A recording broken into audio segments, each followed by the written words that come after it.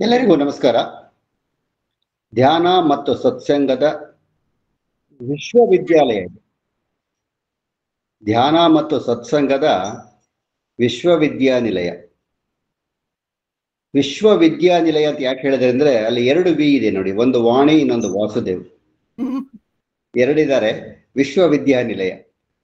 ಈ ಧ್ಯಾನ ಮತ್ತು ಸತ್ಸಂಗದಲ್ಲಿ ಭಾಗವಹಿಸೋದು ಅಂತಂದ್ರೆ ಅದೊಂದು ಪುಣ್ಯದ ಕೆಲಸ ಅಂತಾನೆ ಹೇಳೋಣಂತೆ. ಯಾರ್ಯಾರು ಭಾಗವಹಿಸ್ತಾರೋ ಅವರಿಗೆಲ್ಲ ಪುಣ್ಯದ ಕೆಲಸ ಅಂತ ಹೇಳೋಣಂತೆ. ಇವತ್ತಿನ ನನ್ನ ವಿಷಯ ದಿನಕರ ದೇಸಾಯಿಯವರ ಚುಟುಕು ಸ್ವಾರಸ್ಯಗಳು ಅಂತ.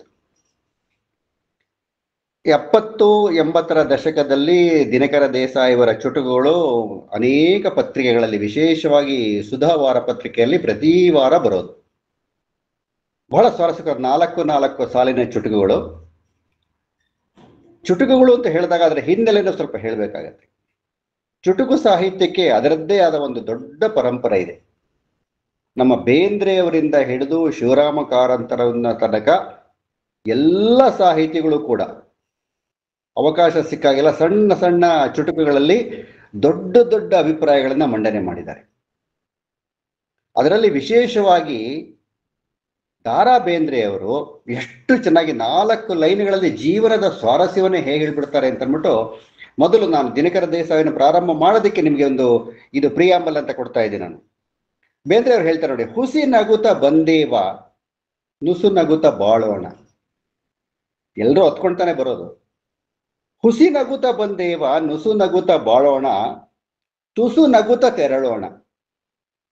ನೆಕ್ಸ್ಟ್ ಹೇಳ್ತಾರೆ, ಬಹಳ ಚೆನ್ನಾಗಿ ಹೇಳ್ತಾರೆ, ಬಡ 100 ವರುಷವ ಹರುಷಾದಿ ಕಳೆಯೋಣ. 100 ವರ್ಷನಾರು ಬದುಕು, 76 ವರ್ಷ ಬದುಕು, ಆದ್ರೆ ಸಂತೋಷದಿಂದ ಬದುಕೋಣ. ಆಮೇಲೆ ನಾವು ಸಮಾಜಕ್ಕೆ ಯಾವಾಗ್ಲೂ ಸಂತೋಷವಾಗಿರೋದು, ಆನಂದವಾಗಿರೋದು, ಸುಖಕರವಾಗಿರೋದಂತನ್ನೇ ಕೊಡಬೇಕು ಅನ್ನೋದಕ್ಕೆ ಒಂದು ತುಂಬಾ ಚೆನ್ನಾಗಿ ಹೇಳ್ತಾರೆ ನೋಡಿ. ಎನ್ನ ಪಾಡೆನಗಿರಲಿ ಅದರ ಹಾಡನ್ನಷ್ಟೇ ನೀಡುವೆನು ರಸಿಕ ನಿನಗಿ. ಕಲ್ಲು ಸಕ್ಕರೆಯಂತ ನಿನ್ನೆದೆಯು ಕರಗಿದರೆ ಆ ಸವಿಯ ಹಣಿಸು ನನಗೆ. 1 ಸಾಲಿರ್ಬೋದು, 2 ಸಾಲಿರ್ಬೋದು, ಮತ್ತು 3 ಸಾಲಿರ್ಬೋದು. ಭಗವದ್ಗೀತೆಯಲ್ಲಿ ಕೃಷ್ಣ ಉಪದೇಶ ಮಾಡದಂತಹ ವಿಷಯ ಸ್ವಾರಸ್ಯವನ್ನ ಕಟ್ಟಿಕೊಡೋದಿದೆಯಲ್ಲ, ಅದು ಕವಿಯ ಒಂದು ಶಕ್ತಿ ಅಂತ ಹೇಳ್ಬೋದು.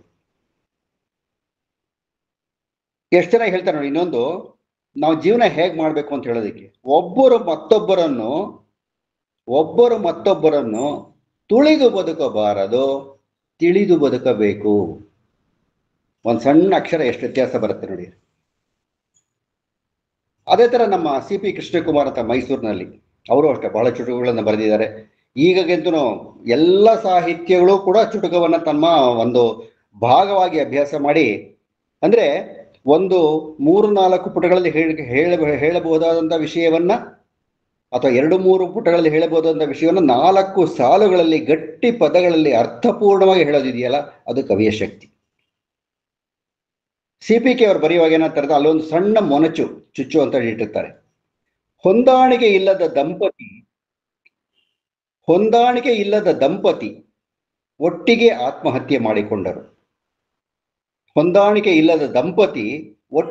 ಆತ್ಮಹತ್ಯೆ ಮಾಡಿಕೊಂಡರಂತೆ. ಇದಕ್ಕಿಂತ ದೊಡ್ಡ ಹೊಂದಾಣಿಕೆ ಬೇರೊಂದುಂಟೆ? ನೋಡಿ ಹೆಂಗ್ ಹೇಳ್ತಾರೆ ಅವರು. ಹಾಗೆ ಸಾಹಿತ್ಯದಲ್ಲಿ ಮತ್ತೆ ಅನೇಕ ಜೀವನದ ಸಂಗತಿಗಳಲ್ಲಿ ಹಾಸ್ಯವು, ಮತ್ತೆ ಇದು ಬಹಳ ಸೊಗಸಾಗಿದೆ. ಹಾಸ್ಯವನ್ನ ಮತ್ತೆ ಜೀವನದ ಗತಿಯನ್ನ, ನಮ್ಮ ಜೀವನದ ರೂಪುರೇಖೆಗಳು ಹೇಗೆ ಹೋಗುತ್ತೆ ಅದನ್ನೆಲ್ಲ ಸಣ್ಣ ಸಣ್ಣ ಸ್ವಾರಸ್ಯಗಳ ದಾರಲ್ಲಿ ದಿನಕರ ದೇಸಾಯಿ ಅವರು ಬಹಳ ಚೆನ್ನಾಗಿ ಕಟ್ಟಿಕೊಟ್ಟಿದ್ದಾರೆ. ಪ್ರಾರಂಭದಲ್ಲಿ ನಾನು ಒಂದಿಷ್ಟು ಚುಟುಕುಗಳನ್ನು ಬರೆದಿದ್ದೆ. ಅಂದ್ರೆ ನನ್ನ ಮಾಧ್ಯಮ ಏನಾಯ್ತು ಅಂತಂದ್ರೆ ಹಾಸ್ಯ ಸಾಹಿತ್ಯ ಮತ್ತೆ ಕಥೆಗಳು, ಕಾದಂಬರಿಗಳು ಆಯ್ತು. ಅವಕಾಶ ಇದ್ದಾಗ ಬರೆಯೋದು. ಕೆಲವೊಂದು ಹೇಳ್ತೀನಿ ನೋಡಿ. ನಗುವುದಾದರೆ ಈಗಲೇ ನಕ್ಕು ಬಿಡಿ, ಇಲ್ಲದಿದ್ದರೆ ಇದ್ದಲ್ಲಿಯೇ ಸುಮ್ಮನಿದ್ದು ಬಿಡಿ. ನೀವು ನಕ್ಕರೆ ಎಲ್ಲರೂ ಜೊತೆಗೂಡಿ ನಗುವರು ನೋಡಿ, ನೀವು ಅತ್ತರೆ ಯಾರೂ ಅಳುವುದಿಲ್ಲ ನೋಡಿ. ಆಮೇಲೆ ಈ ಚುಟುಕುಗಳಲ್ಲೂ ಕೂಡ ನಾವು ಸ್ವಾರಸ್ಯವನ್ನು ಕೊಡ್ಬೋದು ನೋಡಿ. ಅವರು ನಗುತ್ತಿದ್ದ ಮದುವೆಯಾಗುವವರೆಗೂ, ಹುಡುಗರಿಗೆ ಹೇಳೋದು, ಅವನು ನಗುತ್ತಿದ್ದ ಮದುವೆಯಾಗುವವರೆಗೂ, ಅವಳು ನಗಲಾರಂಭಿಸಿದಳು ಮದುವೆಯ ನಂತರ, ಅವನ ಸಂಕಟ ಬೋನಿಗೆ ಸಿಕ್ಕು ಬಿದ್ದೆ ಅಂತ, ಅವಳ ಆನಂದ ಬೋನಿಗೊಂದು ಮಿಕ ಬಿತ್ತು ಅಂತ. ನಾನು ಹಿಂದಿನ ಉಪನ್ಯಾಸ ಮಾಡಿದಾಗ ಒಂದು ಸೆಂಟೆನ್ಸ್ ಹೇಳಿದ್ದೆ, ತಮ್ಮೆಲ್ಲ ನೆನಪಿರ್ಬೋದು ಅಂತ ಕಾಣುತ್ತೆ. If you cannot wear a smile on your face, don't go out of your house. ಸಮಾಜದಲ್ಲೇ ಬೇಕಾದಷ್ಟು ನೋವಿರುವಾಗ ನಿನ್ನ ನೋವನ್ನು ಯಾಕಪ್ಪ ಅದಕ್ಕೆ ಹೋಗಿ ಆ್ಯಡ್ ಮಾಡ್ತೀಯಾ, ಮಾಡಬೇಡ ಹಾಗೇನ್ಬಿಟ್ಟು ಹೇಳಿದ್ದೆ ನಾನು. ಆ ರೀತಿಯ ಒಂದು ಚುಟುಕ ಇಲ್ಲದೆ, ಮನೆಯಿಂದಾಚೆ ನಗುವಿನ ಮೊಗವಿರಲಿ, ಮನೆಯಿಂದಾಚೆ ನಗುವಿನ ಮೊಗವಿರಲಿ, ಸಂಕಟವೇನಿದ್ದರೂ ಮನದೊಳಗೆ ಹುದುಗಿರಲಿ, ಅಳೆಯಿರಿ ಆನಂದವನ್ನು ನಗುವಿನ ಕೊಳಗದಲ್ಲಿ, ಅಳೆಯಿರಿ ಆನಂದವನ್ನು ನಗುವಿನ ಕೊಳಗದಲ್ಲಿ, ಆದಷ್ಟು ಹೆಚ್ಚು ನಗುವಿರುವುದು ಬಳಗದಲ್ಲಿ. ಅಂದ್ರೆ ನಾವು ಎಷ್ಟು ನಗನಗದ ಇದ್ದಷ್ಟು ಕೂಡ ನಮ್ಮ ಬಳಗ ಚೆನ್ನಾಗತ್ತೆ, ದೊಡ್ಡದಾಗತ್ತೆ, ಸಂತೋಷವಾಗಿರುತ್ತೆ. ಆಮೇಲೆ ಹೇಗೆ ನಗುನ ಆಸ್ವಾದನೆ ಮಾಡ್ಕೋಬೇಕು ನಾವು ಅಂತ, ಮನದ ಕದ ತೆಗೆದು ಬರಮಾಡಿಕೊಳ್ಳಿ ನಗುವನ್ನು, ಮನದ ಕದ ತೆಗೆದು ಬರಮಾಡಿಕೊಳ್ಳಿ ನಗುವನ್ನು, ನೋಡಿ ಆನಂದ ಪಡಿ ನಗು ಅಲ್ಲಿ ಅರಳುವುದನ್ನು, ನೋಡಿ ಆನಂದ ಪಡಿ ನಗು ಅಲ್ಲಿ ಅರಳುವುದನ್ನು. ಮನ ನಕ್ಕರೆ ಅದು ಪ್ರತಿಫಲಿತವಾಗುತ್ತದೆ ಮುಖದಲ್ಲಿ. Face is the index of mind ಅಂತ ಹೇಳ್ತೀವಲ್ಲ, ಮನ ನಕ್ಕರೆ ಅದು ಪ್ರತಿಫಲಿತವಾಗುತ್ತದೆ ಮುಖದಲ್ಲಿ, ಅಂಥ ಮುಖವನ್ನು ಗೌರವಿಸುತ್ತಾರೆ ಅಲ್ಲಲ್ಲಿ. ಹೀಗೆ ಈ ರಾಜಕೀಯ ಚುಟುಕುಗಳು, ಸಾಮಾಜಿಕ ಚುಟುಕುಗಳು, ಸಾಂಸಾರಿಕ ಚುಟುಕುಗಳು, ಎಲ್ಲಾ ಥರದ ಚುಟುಕುಗಳು ಇರುತ್ತೆ ನೋಡಿ. ನಗು ಹೇಗಿರ್ಬೇಕು ಅಂತ ಹೇಳಕ್ಕೆ, ನಗು ಅಂದರೆ ಮೊಗ ಹತ್ತಾಗಬೇಕು ರಾವಣನಂತೆ, ನಗು ಎಂದರೆ ಮುಖ ಹತ್ತಾಗಬೇಕು ರಾವಣನಂತೆ, ಸದಾ ಸುಪ್ರಸನ್ನ ವದನನಾಗಿರಬೇಕು ಶ್ರೀರಾಮನಂತೆ, ಸದಾ ಸುಪ್ರಸನ್ನ ವದನನಾಗಿರಬೇಕು ಶ್ರೀರಾಮನಂತೆ, ಹಾಸ್ಯ ಚಟಾಕಿ ಕೇಳಿ ಮೊಗವಾಗಲಿ ಹನುಮಂತನಂತೆ, ಹಾಸ್ಯ ಚಟಾಕಿ ಕೇಳಿ ಮೊಗವಾಗಲಿ ಹನುಮಂತನಂತೆ, ಇಡೀ ಬದುಕಾಗಬೇಕು ಹಾಸ್ಯ ಸಂಜೀವಿನಿಯಂತೆ. ಸೊ ನಗನಗ್ತಾ ಇದ್ರೆ ನಮಗೆ ಹಾಸ್ಯ ಸಂಜೀವಿನಿಯೇ ನಮಗೆ ಸಿಕ್ಕಾಗ ಆಗತ್ತೆ ಅನ್ನೋದನ್ನ ಹೇಳ್ತಾ, ಈಗ ಇವತ್ತಿನ ಕಾರ್ಯಕ್ರಮದ ಪ್ರಮುಖ ಘಟ್ಟವಾದ ದಿನಕರ ದೇಸಾಯಿಯವರ ಕಿರು ಪರಿಚಯ ಮತ್ತು ಅವರು ಈಗ ಕವಿಯ ಕೃತಿಗಳನ್ನು ನಾವು ಓದಿದಾಗ ಅವರ ಜೀವನದ ಭಾಗವೂ ನಮ್ಗೆ ಅರ್ಥ ಆಗ್ಬೇಕು. ಹೇಗೆ ಬದುಕ್ತೀವೋ, ಹೇಗೆ ಮಾತಾಡ್ತೀವೋ ಹಾಗೆ ಬದುಕಬೇಕು, ಹೇಗೆ ಬದುಕ್ತೀವೋ ಹಾಗೆ ಬಾಳ್ಬೇಕು ಅಂತಿದೆ ಒಂದು ಮಾತಿದೆ. ಅಂದ್ರೆ ಒಬ್ಬ ಸಾಹಿತಿ, ಸಮಾಜಮುಖಿಯಾಗದ ಸಾಹಿತಿ, ಅವನು ಬೇರೆಯಲ್ಲ, ಅವನ ವ್ಯಕ್ತಿತ್ವ ಬೇರೆಯಲ್ಲ. ಬರೆಯುವಾಗ ಕೂತ್ಕೊಂಡಾಗ, ಓದುವಾಗ ಕೂತ್ಕೊಂಡಾಗ ಒಂದು ರೀತಿಯ ವ್ಯಕ್ತಿತ್ವ, ಬೇರೆ ಟೈಮಲ್ಲಿ ಇನ್ನೊಂದು ರೀತಿಯ ವ್ಯಕ್ತಿತ್ವ ಅಂತಲ್ಲ. ಸೊ ನಾವೇನು ಬಿತ್ತುತ್ತೀವೋ ಅದು ನಮಗೆ ಬೆಳೆ ಸಿಗುತ್ತೆ, ಏನು ಮಾತಾಡ್ತೀವೋ ಅದು ಪ್ರತಿಕ್ರಿಯೆ ಸಿಗುತ್ತೆ, ಎಷ್ಟು ಕಷ್ಟಪಡ್ತೀವೋ ಅಷ್ಟು ಪ್ರತಿಫಲ ಸಿಗುತ್ತೆ. ಹಾಗೆ ಬದುಕಿದಂಥವರು ದಿನಕರ ದೇಸಾಯಿಯವರು. ಅವರು ಸೆಪ್ಟೆಂಬರ್ 10, 1909 ಹುಟ್ಟಿದ್ರು. ಮತ್ತೆ ನವೆಂಬರ್ 6, 1982 ನಮ್ಮನ್ನು ಅಗಲಿದ್ರು. ಬಹಳ ವಿಶಿಷ್ಟವಾದಂಥ, ಆಮೇಲೆ ವಿಶೇಷವಾದಂಥ ವ್ಯಕ್ತಿತ್ವ ಅವರದ್ದು. ಆಮೇಲೆ ಸಮಾಜಮುಖಿಯಾದ ಬದುಕನ್ನು ಕಂಡವರು, ಬಾಳಿದವರು. ನಾವು ಹೇಳ್ತೀವಿ ನೋಡಿ, ಎಷ್ಟೋ ಸರಿ ಹೇಳ್ತಾರೆ, ನಮ್ಮ ಬದುಕು ಇತರರಿಗೆ ಅನುಕರಣೀಯವಾಗಬೇಕು. ಪೂರ್ತಿ ಆಗೋದಿಲ್ಲ ಯಾರದ್ದು, ನಮಗೆ ಸ್ವಲ್ಪನಾದ್ರೂ ಆಗ್ಬೇಕು. ಒಬ್ಬ ವ್ಯಕ್ತಿತ್ವದಲ್ಲಿ ಎಲ್ಲಿ ಹೋದ್ರೂ ಸಮಯಕ್ಕೆ ಸರಿಯಾಗಿ ಹೋಗ್ತಾ ಇದ್ದಾನೆ ಅಂತಂದ್ರೆ ಅದನ್ನಾರು ನೋಡಿ ಕೆಲವರು ಕಲ್ತ್ಕೊಳ್ತಾರೆ. ಆಮೇಲೆ ಸಮಾಜದಲ್ಲಿ ಇರ್ಬೇಕಾದ್ರೆ ಅವನ ನಡವಳಿಕೆ ಬಹಳ ಉನ್ನತ ಮಟ್ಟದ್ದಾಗಿರುತ್ತೆ ಅಂತನ್ನುವಾಗ ಅದನ್ನ ನೋಡಿ ಕಲ್ತ್ಕೊಳ್ತಾರೆ. ಹಾಗೆ ಏನಾದ್ರೂ ಸ್ವಲ್ಪನಾದ್ರೂ ಜನ ಕಲ್ತ್ಕೊಳ್ಳೋ ಹಾಗೆ ನಮ್ಮ ವ್ಯಕ್ತಿತ್ವನ ರೂಪಿಸ್ಕೊಳ್ಬೇಕು ಅನ್ನೋದನ್ನ ಸಾಮಾಜಿಕ ಚಟುವಟಿಕೆಗಳ ಮುಖಾಂತರ, ಆಮೇಲೆ ಸಾಮಾಜಿಕ ಸಮಸ್ಯೆಗಳಿಗೆ ಪ್ರತಿಸ್ಪಂದನೆ ಮಾಡಿ ತಮ್ಮ ಕೈಲಾದಷ್ಟು ಸಹಾಯವನ್ನು ಮಾಡುವಂತಹ ರೀತಿಯಲ್ಲಿ ಬದುಕನ್ನು ಅಳವಡಿಸಿಕೊಂಡಿರುವಂತಹ ರೀತಿಯಲ್ಲಿ ಬದುಕಿದ್ರೆ ಬದುಕು ಸಾರ್ಥಕವಾಗುತ್ತೆ. ಅದಕ್ಕೊಂದು ಕಾಳಜಿ ಬೇಕು, ನಮಗೆ ಒಂದು ಮುತುವರ್ಜಿ ಬೇಕು. ನಮ್ಮನ್ನು ಬಿಟ್ಟು ಸಮಾಜವನ್ನು ನೋಡ್ಬೇಕು ನಾವು. ಯಾಕೆಂದ್ರೆ ಎಷ್ಟೋ ಜನ ಏನ್ ಮಾಡ್ತಾರೆ ಅಂದ್ರೆ ಪ್ರತಿಯೊಂದು ನೋಟದಲ್ಲೂ ಇದರಿಂದ ನಮ್ಗೇನಾಗುತ್ತೆ, ನಮ್ಗೇನು ಬೆನಿಫಿಟ್ ಸಿಗುತ್ತೆ ಅನ್ನೋದನ್ನೇ ನೋಡಿದ್ರೆ ಸಮಾಜ ಉದ್ಧಾರ ಆಗಲ್ಲ, ನಮ್ಮ ಉದ್ಧಾರವೂ ಪ್ರಯೋಜನ ಆಗೋದಿಲ್ಲ. ಆಧ್ಯಾತ್ಮ ರೀತಿಯಲ್ಲಿ ಹೇಳಿದ್ರೆ ಸಮಾಜಕ್ಕೆ ನಾವು ಉಪಕಾರ ಮಾಡದೇ ನಾವು ಪ್ರಯೋಜನ ಪಡ್ಕೊಂಡ್ರೆ ನಮಗೆ ಉಪಕಾರ ಆಗೋದಿಲ್ಲ. ಅವ್ರಿಗೆ ಹುಟ್ಟಿದ್ದು ಅಲಗೇರಿ ಅಂತ ಅಂದ್ಬಿಟ್ಟು, ಅಂಕೋಲಾ, ಉತ್ತರ ಕನ್ನಡ ತಾಲೂಕು, ಉತ್ತರ ಕನ್ನಡ ಜಿಲ್ಲೆ, ಅಂಕೋಲಾ ತಾಲೂಕು. ತಂದೆ ದತ್ತಾತ್ರೇಯ ದೇಸಾಯಿ, ತಾಯಿ ಅಂಬಿಕಾ. ಬೆಳೆಯುವ ಪೈರು ಮೊಳಕೆಯಲ್ಲಿ ಅಂತ ಅನ್ನೋ ಹಾಗೆ ಅವರಿಗೆ ಚಿಕ್ಕಂದಿನಲ್ಲೇನೆ ಕಾವ್ಯಾಸಕ್ತಿ ಬಂತಂತೆ. ಅದು ಹೇಗೆ ಬಂತು ಅಂತ ಗೊತ್ತಾಗೋದಿಲ್ಲ. ಕೆಲವು ಮಕ್ಕಳಿಗೆ ಆಟೋಮೆಟಿಕ್ ಆಗಿ ಬಂದ್ಬಿಡುತ್ತೆ, ಪ್ರೋತ್ಸಾಹ ಕೊಟ್ಬಿಟ್ರೆ ಮುಂದುವರ್ಕೊಂಡು ಹೊರಟೋಗ್ತಾರೆ ಅವರು. ಹಾಗೆ ಪ್ರೋತ್ಸಾಹ ನೀಡಿದವರ ಪೈಕಿ ಅವ್ರಿಗೆ ಜ್ಞಾಪಿಸ್ಕೊಳ್ಳೋದು ರಂಗರಾವ್ ಹಿರೇಕೆರೂರು ಅಂತ. ಈಗ ಮಕ್ಕಳು ನಡೀತಾರಲ್ಲ, ತಪ್ಪು ಹೆಜ್ಜೆ ಹಾಕ್ತಾರೆ, ಬೀಳ್ತಾರೆ. ಹೀಗೇನ ನಡೆಯೋದು, ಸರಿಯಾಗಿ ನಡೆಯೋ ಅಂದ್ರೆ ಅದು ಅಪ್ರಿಷಿಯೇಟ್ ಮಾಡಿದಾಗಲ್ಲ. ಮಗು ಹೇಗೆ ನಡೆದ್ರೂ ನೀವು ಖುಷಿ ಪಡ್ಬೇಕು, ಸಂತೋಷ ಪಡಬೇಕು, ಅದಕ್ಕೆ ಉತ್ತೇಜನ ಕೊಡಬೇಕು, ಕಾಲು ಹೀಗಿಡು ಹಾಗಿಡು ಅಂತೆಲ್ಲ ಹೇಳಿ ಮಾಡ್ತಾ ಇದ್ರೆ ಬರುತ್ತೆ.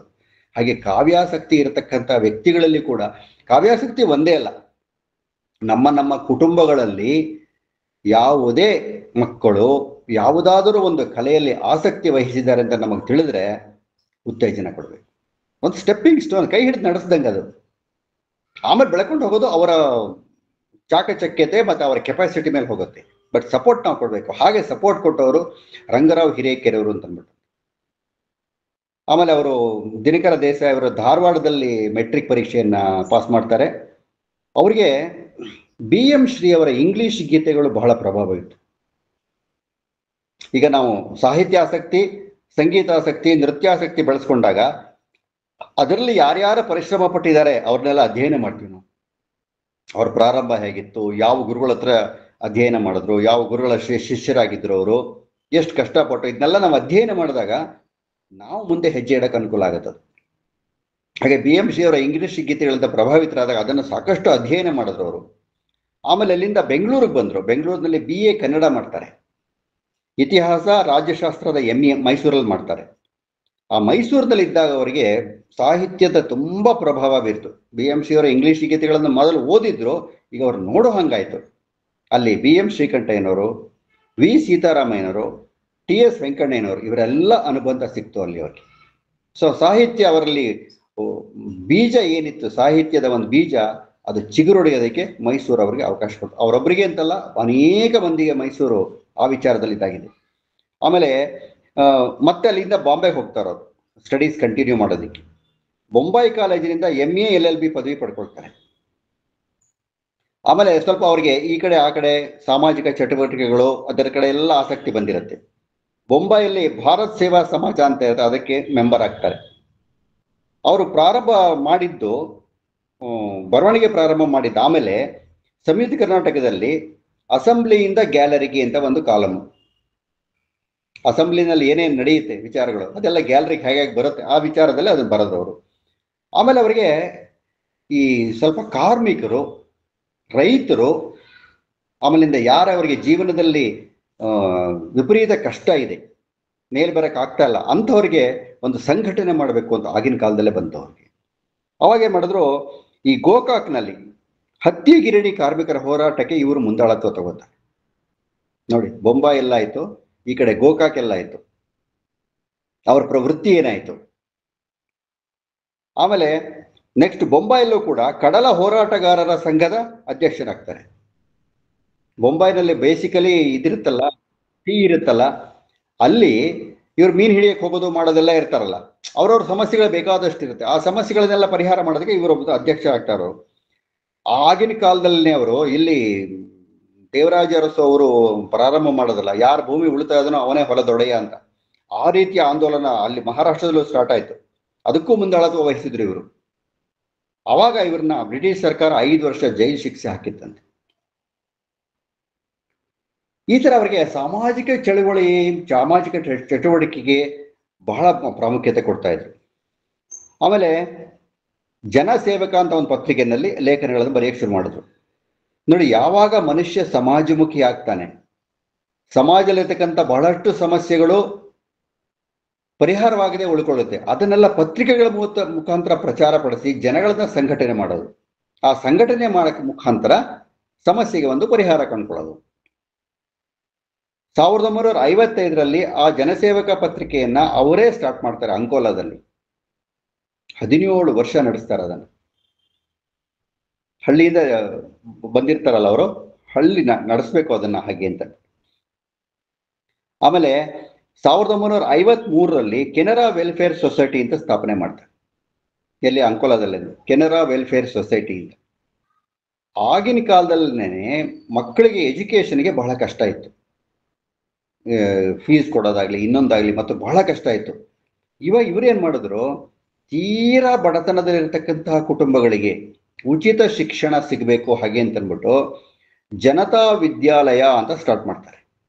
ಇವರೇ ಸ್ಟಾರ್ಟ್ ಮಾಡ್ತಾರೆ. ಅದು ಒಂದು ಕಡೆ ಸ್ಟಾರ್ಟ್ ಮಾಡಿದ್ದು ಬೇರೆ ಬೇರೆ ಹಳ್ಳಿಗಳಲ್ಲಿ ಪ್ರಾಥಮಿಕ ಶಾಲೆ, ಮಾಧ್ಯಮಿಕ ಶಾಲೆ ಅಂತ ಪ್ರಾರಂಭ ಮಾಡಿಕೊಂಡು 27 ಜನತಾ ಶಾಲೆಗಳನ್ನ ಮಾಡ್ತಾರೆ. ಅವೆಲ್ಲ ಬರ್ತಾ ಬರ್ತಾ ಬರ್ತಾ ಆಮೇಲೆ ವಿಶ್ವವಿದ್ಯಾನಿಲಯ ಆಗುತ್ತೆ.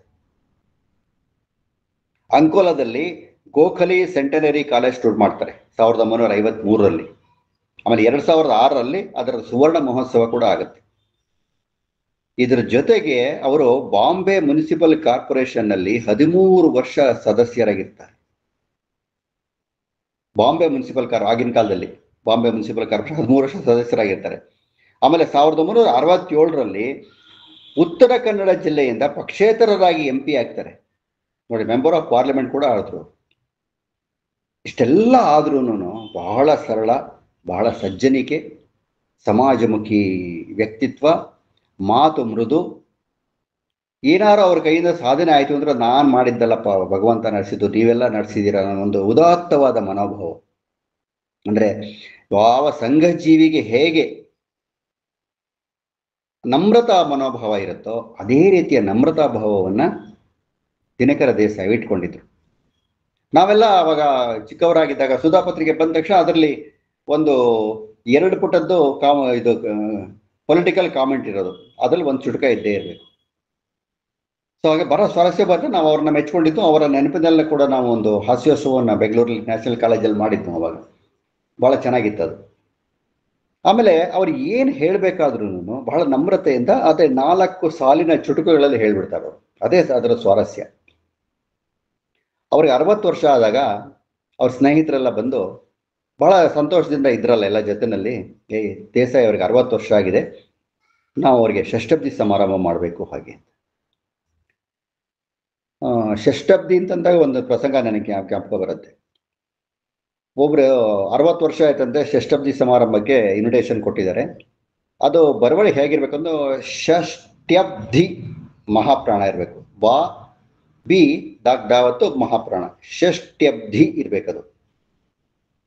ಸೊ ಇನ್ವಿಟೇಷನ್ ನೋಡಿದವ್ರು ಯಾರೋ ಒಬ್ರು ಇನ್ನೊಬ್ರ ಹತ್ರ ಸ್ನೇಹಿತ ಹತ್ರ ಹೇಳಿದಂತೆ, ಇಲ್ಲಿ ನೋಡಿಲ್ಲಿ ಅವರು ಷಷ್ಠಬ್ದಿಗೆ ಇನ್ವಿಟೇಷನ್ ಕೊಟ್ಟಿದ್ದಾರೆ, ತಪ್ಪು ಪ್ರಿಂಟ್ ಮಾಡಿಸ್ಬಿಟ್ಟಿದಾರಲ್ಲ, ಷಷ್ಠ್ಯಬ್ಧಿ ಮಹಾಪ್ರಾಣ ಇರ್ಬೇಕಲ್ವೇ ಅಂದ್ರಂತೆ. ಅದಕ್ಕೆ ಇವರು, ಅಯ್ಯೋ 60 ವರ್ಷಕ್ಕೆ ಪ್ರಾಣ ಇದ್ರೆ ಹೆಚ್ಚು, ಇನ್ನು ಮಹಾಪ್ರಾಣ ಎಲ್ಲಿಂದ ಬಂತು? ಹಾಗೆ ಇವ್ರೇನು ಹೇಳ್ತಾರೆ, ಅದಕ್ಕೆ ಷಷ್ಠಬ್ದಿ ಸಮಾರಂಭ ಮಾಡಬೇಕು ಹಾಗೆ ಅಂತ ಹೇಳಿದಾಗ ಅದನ್ನೂ ಒಂದು ಚುಟುಕದಲ್ಲೇ ಉತ್ತರ ಕೊಡ್ತಾರೆ ಅವರು. ನನಗೇಕೆ ಷಷ್ಠಬ್ದಿ ಸಾಕು ಬರವಣಿಗೆ, ನನಗೇಕೆ ಷಷ್ಠಬ್ದಿ ಸಾಕು ಬರವಣಿಗೆ, ಕವಿಗೆ ಬೇಕಾಗಿಲ್ಲ ಯಾವ ಮೆರವಣಿಗೆ. ಪ್ರಾಸಗಳು ನೋಡಿ, ಕವಿಗೆ ಬೇಕಾಗಿಲ್ಲ ಯಾವ ಮೆರವಣಿಗೆ, ಮೂಲೆಯಲ್ಲಿ ಕೂತು ಬರೆದರೆ ಒಂದು ಪದ್ಯ, ಮೂಲೆಯಲ್ಲಿ ಕೂತು ಬರೆದರೆ ಒಂದು ಪದ್ಯ, ತಾಯ್ನುಡಿಗೆ ಅರ್ಪಿಸಿದ ಹಾಗೆ ನೈವೇದ್ಯ. ಎಷ್ಟು ನಮ್ರತಾ ಭಾವ, ಅಭಿವ್ಯಕ್ತಿ ಅಂತ ಇದೆಯಲ್ಲ. ಇವಾಗ ನಾವು ನಮ್ಮ ಮನಸ್ಸಲ್ಲಿ ಇರತಕ್ಕಂಥ ವಿಚಾರಗಳನ್ನ ಇನ್ನೊಬ್ಬರಿಗೆ ಮನಮುಟ್ಟುವ ಹಾಗೆ ತಲುಪಿಸೋದಿದೆಯಲ್ಲ, ಅದು ಬಹಳ ಇಷ್ಟ. ಅದಕ್ಕೆ ಒಬ್ರು ಹೇಳ್ತಾರ, ನಾವು ಮಾತಾಡಿದ್ರೆ ಹೇಗಿರ್ಬೇಕಪ್ಪ ಅಂತಂದ್ರೆ, ಗಾಣದಲ್ಲಿ ಕಬ್ಬಿನಿಂದ ರಸ ಹೊಮ್ಮೋ ಹಂಗಿರ್ಬೇಕು, ಸಿಪ್ಪೆ ಹೊಮ್ಮೋ ಹಾಗಲ್ಲ. ಮಾತು ಹಾಗಿರ್ಬೇಕು ಅಂತ ಹೇಳ್ತಾರೆ ಅವರು. ಈ ದೇಸಾಯಿಯವರು ಮಾತು ಹಾಗೆ ಇರ್ತಾ ಇರ್ತವ್ರು. ಇಬ್ರು ಹೆಣ್ಮಕ್ಳೊಂದು ಚೆನ್ನಾಗಿ ಓದಿಸಿ ಇದು ಮಾಡಿದ್ದಾರೆ ಅವರು. ಇಬ್ರು ಹೆಣ್ಮಕ್ಳು ಬೊಂಬೈನಲ್ಲೇ ಇದ್ದಾರೆ ಅವರು. ಅವರು ಈ ಕಾರ್ಯಗಳನ್ನ ಮಾಡ್ತಾ ಮಾಡ್ತಾ ಮಾಡ್ತಾ ಒಂದಿಷ್ಟು ಪುಸ್ತಕಗಳನ್ನು ಬರೆದ್ರು. ತರುಣರ ದಸರೆ, ಕಡಲ ಕನ್ನಡ, ದಾಸಾಳ ಅಂತ ಒಂದು ಕವನ ಸಂಗ್ರಹ, ಮಕ್ಕಳ ಗೀತೆಗಳು, ಮಕ್ಕಳ ಪದ್ಯಗಳು, ಹೂಗೊಂಚಲು ಚೌಪದಿ ಸಂಗ್ರಹ, ನಾ ಕಂಡ ಪಡುವಣ ಪ್ರವಾಸ ಕಥನ, ಪ್ರೈಮರಿ ಎಜುಕೇಶನ್ ಇನ್ ಇಂಡಿಯಾ, ಇದೆಲ್ಲ ಬರೆದು. ಒಂದು ಪದ್ಯ ಹೇಳಿದ್ರೆ ನಿಮಗೆ ಬಹುಶಃ ಆ ಜನರೇಷನ್ಗೆ ದಿನಕರ ದೇಸಾಯಿ ಜ್ಞಾಪಕ ಬರುತ್ತೆ. ಟಿಕ್ ಟಿಕ್ ಗೆಳೆಯ, ಟಿಕ್ ಟಿಕ್ ಗೆಳೆಯ, ಗಡಿಯಾರದ ಬಗ್ಗೆ ಒಂದು ಪದ್ಯ ಬರೆದಿದ್ರು ಅವರು. ಅದೆಲ್ಲ ಬಹಳ ಪಾಪ್ಯುಲರ್ ಆಗಿತ್ತು. ಈ ರಾಜರತ್ನಂ ಅವರ ನಾಯಿಮರಿ ನಾಯಿಮರಿ ತಿಂಡಿ ಬೇಕೇನೆ ತರನೇ ಇದು ಬಹಳ ಪಾಪ್ಯುಲರ್ ಆಗಿತ್ತು. ಆಮೇಲೆ ಪ್ರಾರಂಭದಲ್ಲಿ ಅವರು ಸಣ್ಣ ಸಣ್ಣ ಸಣ್ಣ ಪದ್ಯಗಳನ್ನು ಬರೆದು ಮಕ್ಕಳನ್ನ ಆಕರ್ಷಿಸ್ತಾ ಇದ್ರು. ಈಗ ಸಣ್ಣ ಸಣ್ಣ ಪದ್ಯಗಳನ್ನು ಬರೆದು ಮಕ್ಕಳನ್ನ ಆಕರ್ಷಿಸಿದ್ರೆ ಅವ್ರು ದೊಡ್ಡ ಪದ್ಯ ಓದಕ್ಕೆ ಶುರು ಮಾಡ್ತಾರೆ. ಹೇಗೆ ಪದ್ಯ ಬರೆದಿದ್ದಾರೆ ಅಂತ ಅವರು ಬರೆಯೋಕೆ ಪ್ರಾರಂಭ ಮಾಡ್ತಾರೆ. ಸೊ ಅದೊಂಥರ ಸಾಹಿತ್ಯದ ಬೆಳವಣಿಗೆ ಆಗತ್ತದು. ಆಮೇಲೆ ತುಂಬಾ ಚೆನ್ನಾಗಿ ಒಂದು ಹೇಳ್ತಾರೆ ನೋಡಿ, ಈ ನಮ್ಮ ಲೈಫ್ ಸ್ಟೈಲ್ ಹೇಗೆ ಬರುತ್ತೆ ಅಂತ ಅಂದ್ಬಿಟ್ಟು. 10ಕ್ಕೆ ದೋಸೆ, 20ಕ್ಕೆ ಮೀಸೆ. 10ಕ್ಕೆ ದೋಸೆ, ದೋಸೆ ಆಸೆ, 10ನೇ ವರ್ಷದಲ್ಲಿ ದೋಸೆ, ಎಲ್ಲ ಕಡೆ ದೋಸೆ ಆಸೆ ಇರುತ್ತೆ. 20ಕ್ಕೆ ಮೀಸೆ, 30ಕ್ಕೆ ಅಪ್ಪ, 40ಕ್ಕೆ ದಪ್ಪ, 50ಕ್ಕೆ ಮುಪ್ಪು, 60ಕ್ಕೆ ಕೆಪ್ಪು, ಕಿವುಡು ಅಂತ.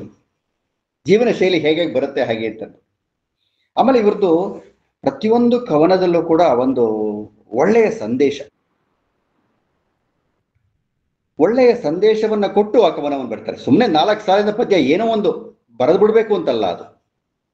ಅದ್ರಲ್ಲಿ ಒಂದು ಸಣ್ಣ ಸಂದೇಶ ಇರಬೇಕು, ಒಂದು ಮಧುರತೆ ಇರಬೇಕು ಅಂತ. ಆ ಎಲ್ಲ ಚುಟುಕುಗಳು ಕೂಡ ಬಹಳ ಸ್ವಾರಸ್ಯವಾಗಿದೆ. ಇವಾಗ ನಾವು ಒಂದೊಂದ ಕೇಳ್ಕೊಂಡು ಹೋಗೋಣಂತೆ. ನಮ್ಮ ಜೀವನ ಹೇಗಿರ್ಬೇಕು ಅನ್ನೋಕೆ ಅವ್ರು ಬರೀತಾರೆ ನೋಡಿ.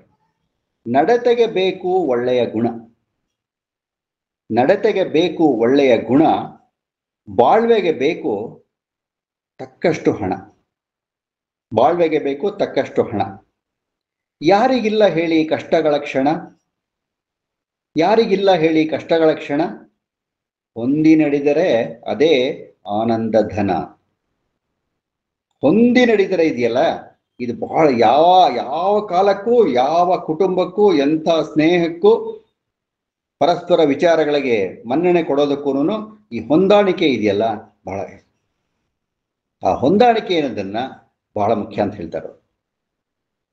ಆಮೇಲೆ ನಮಗೆ ಸಾಧನೆ ಬರ್ಬೇಕಾದ್ರೆ ಹೇಗೆ, ಕಷ್ಟಪಟ್ರೆ ಫಲ, ಇಲ್ಲದಿದ್ರೆ ಇಲ್ಲ. ದುಡಿದು ಸಂಪಾದನೆ ಮಾಡಿದ್ರೆ ಅದರ ಪ್ರತಿಫಲವನ್ನ ನಾವು ಉಣ್ಬೋದು.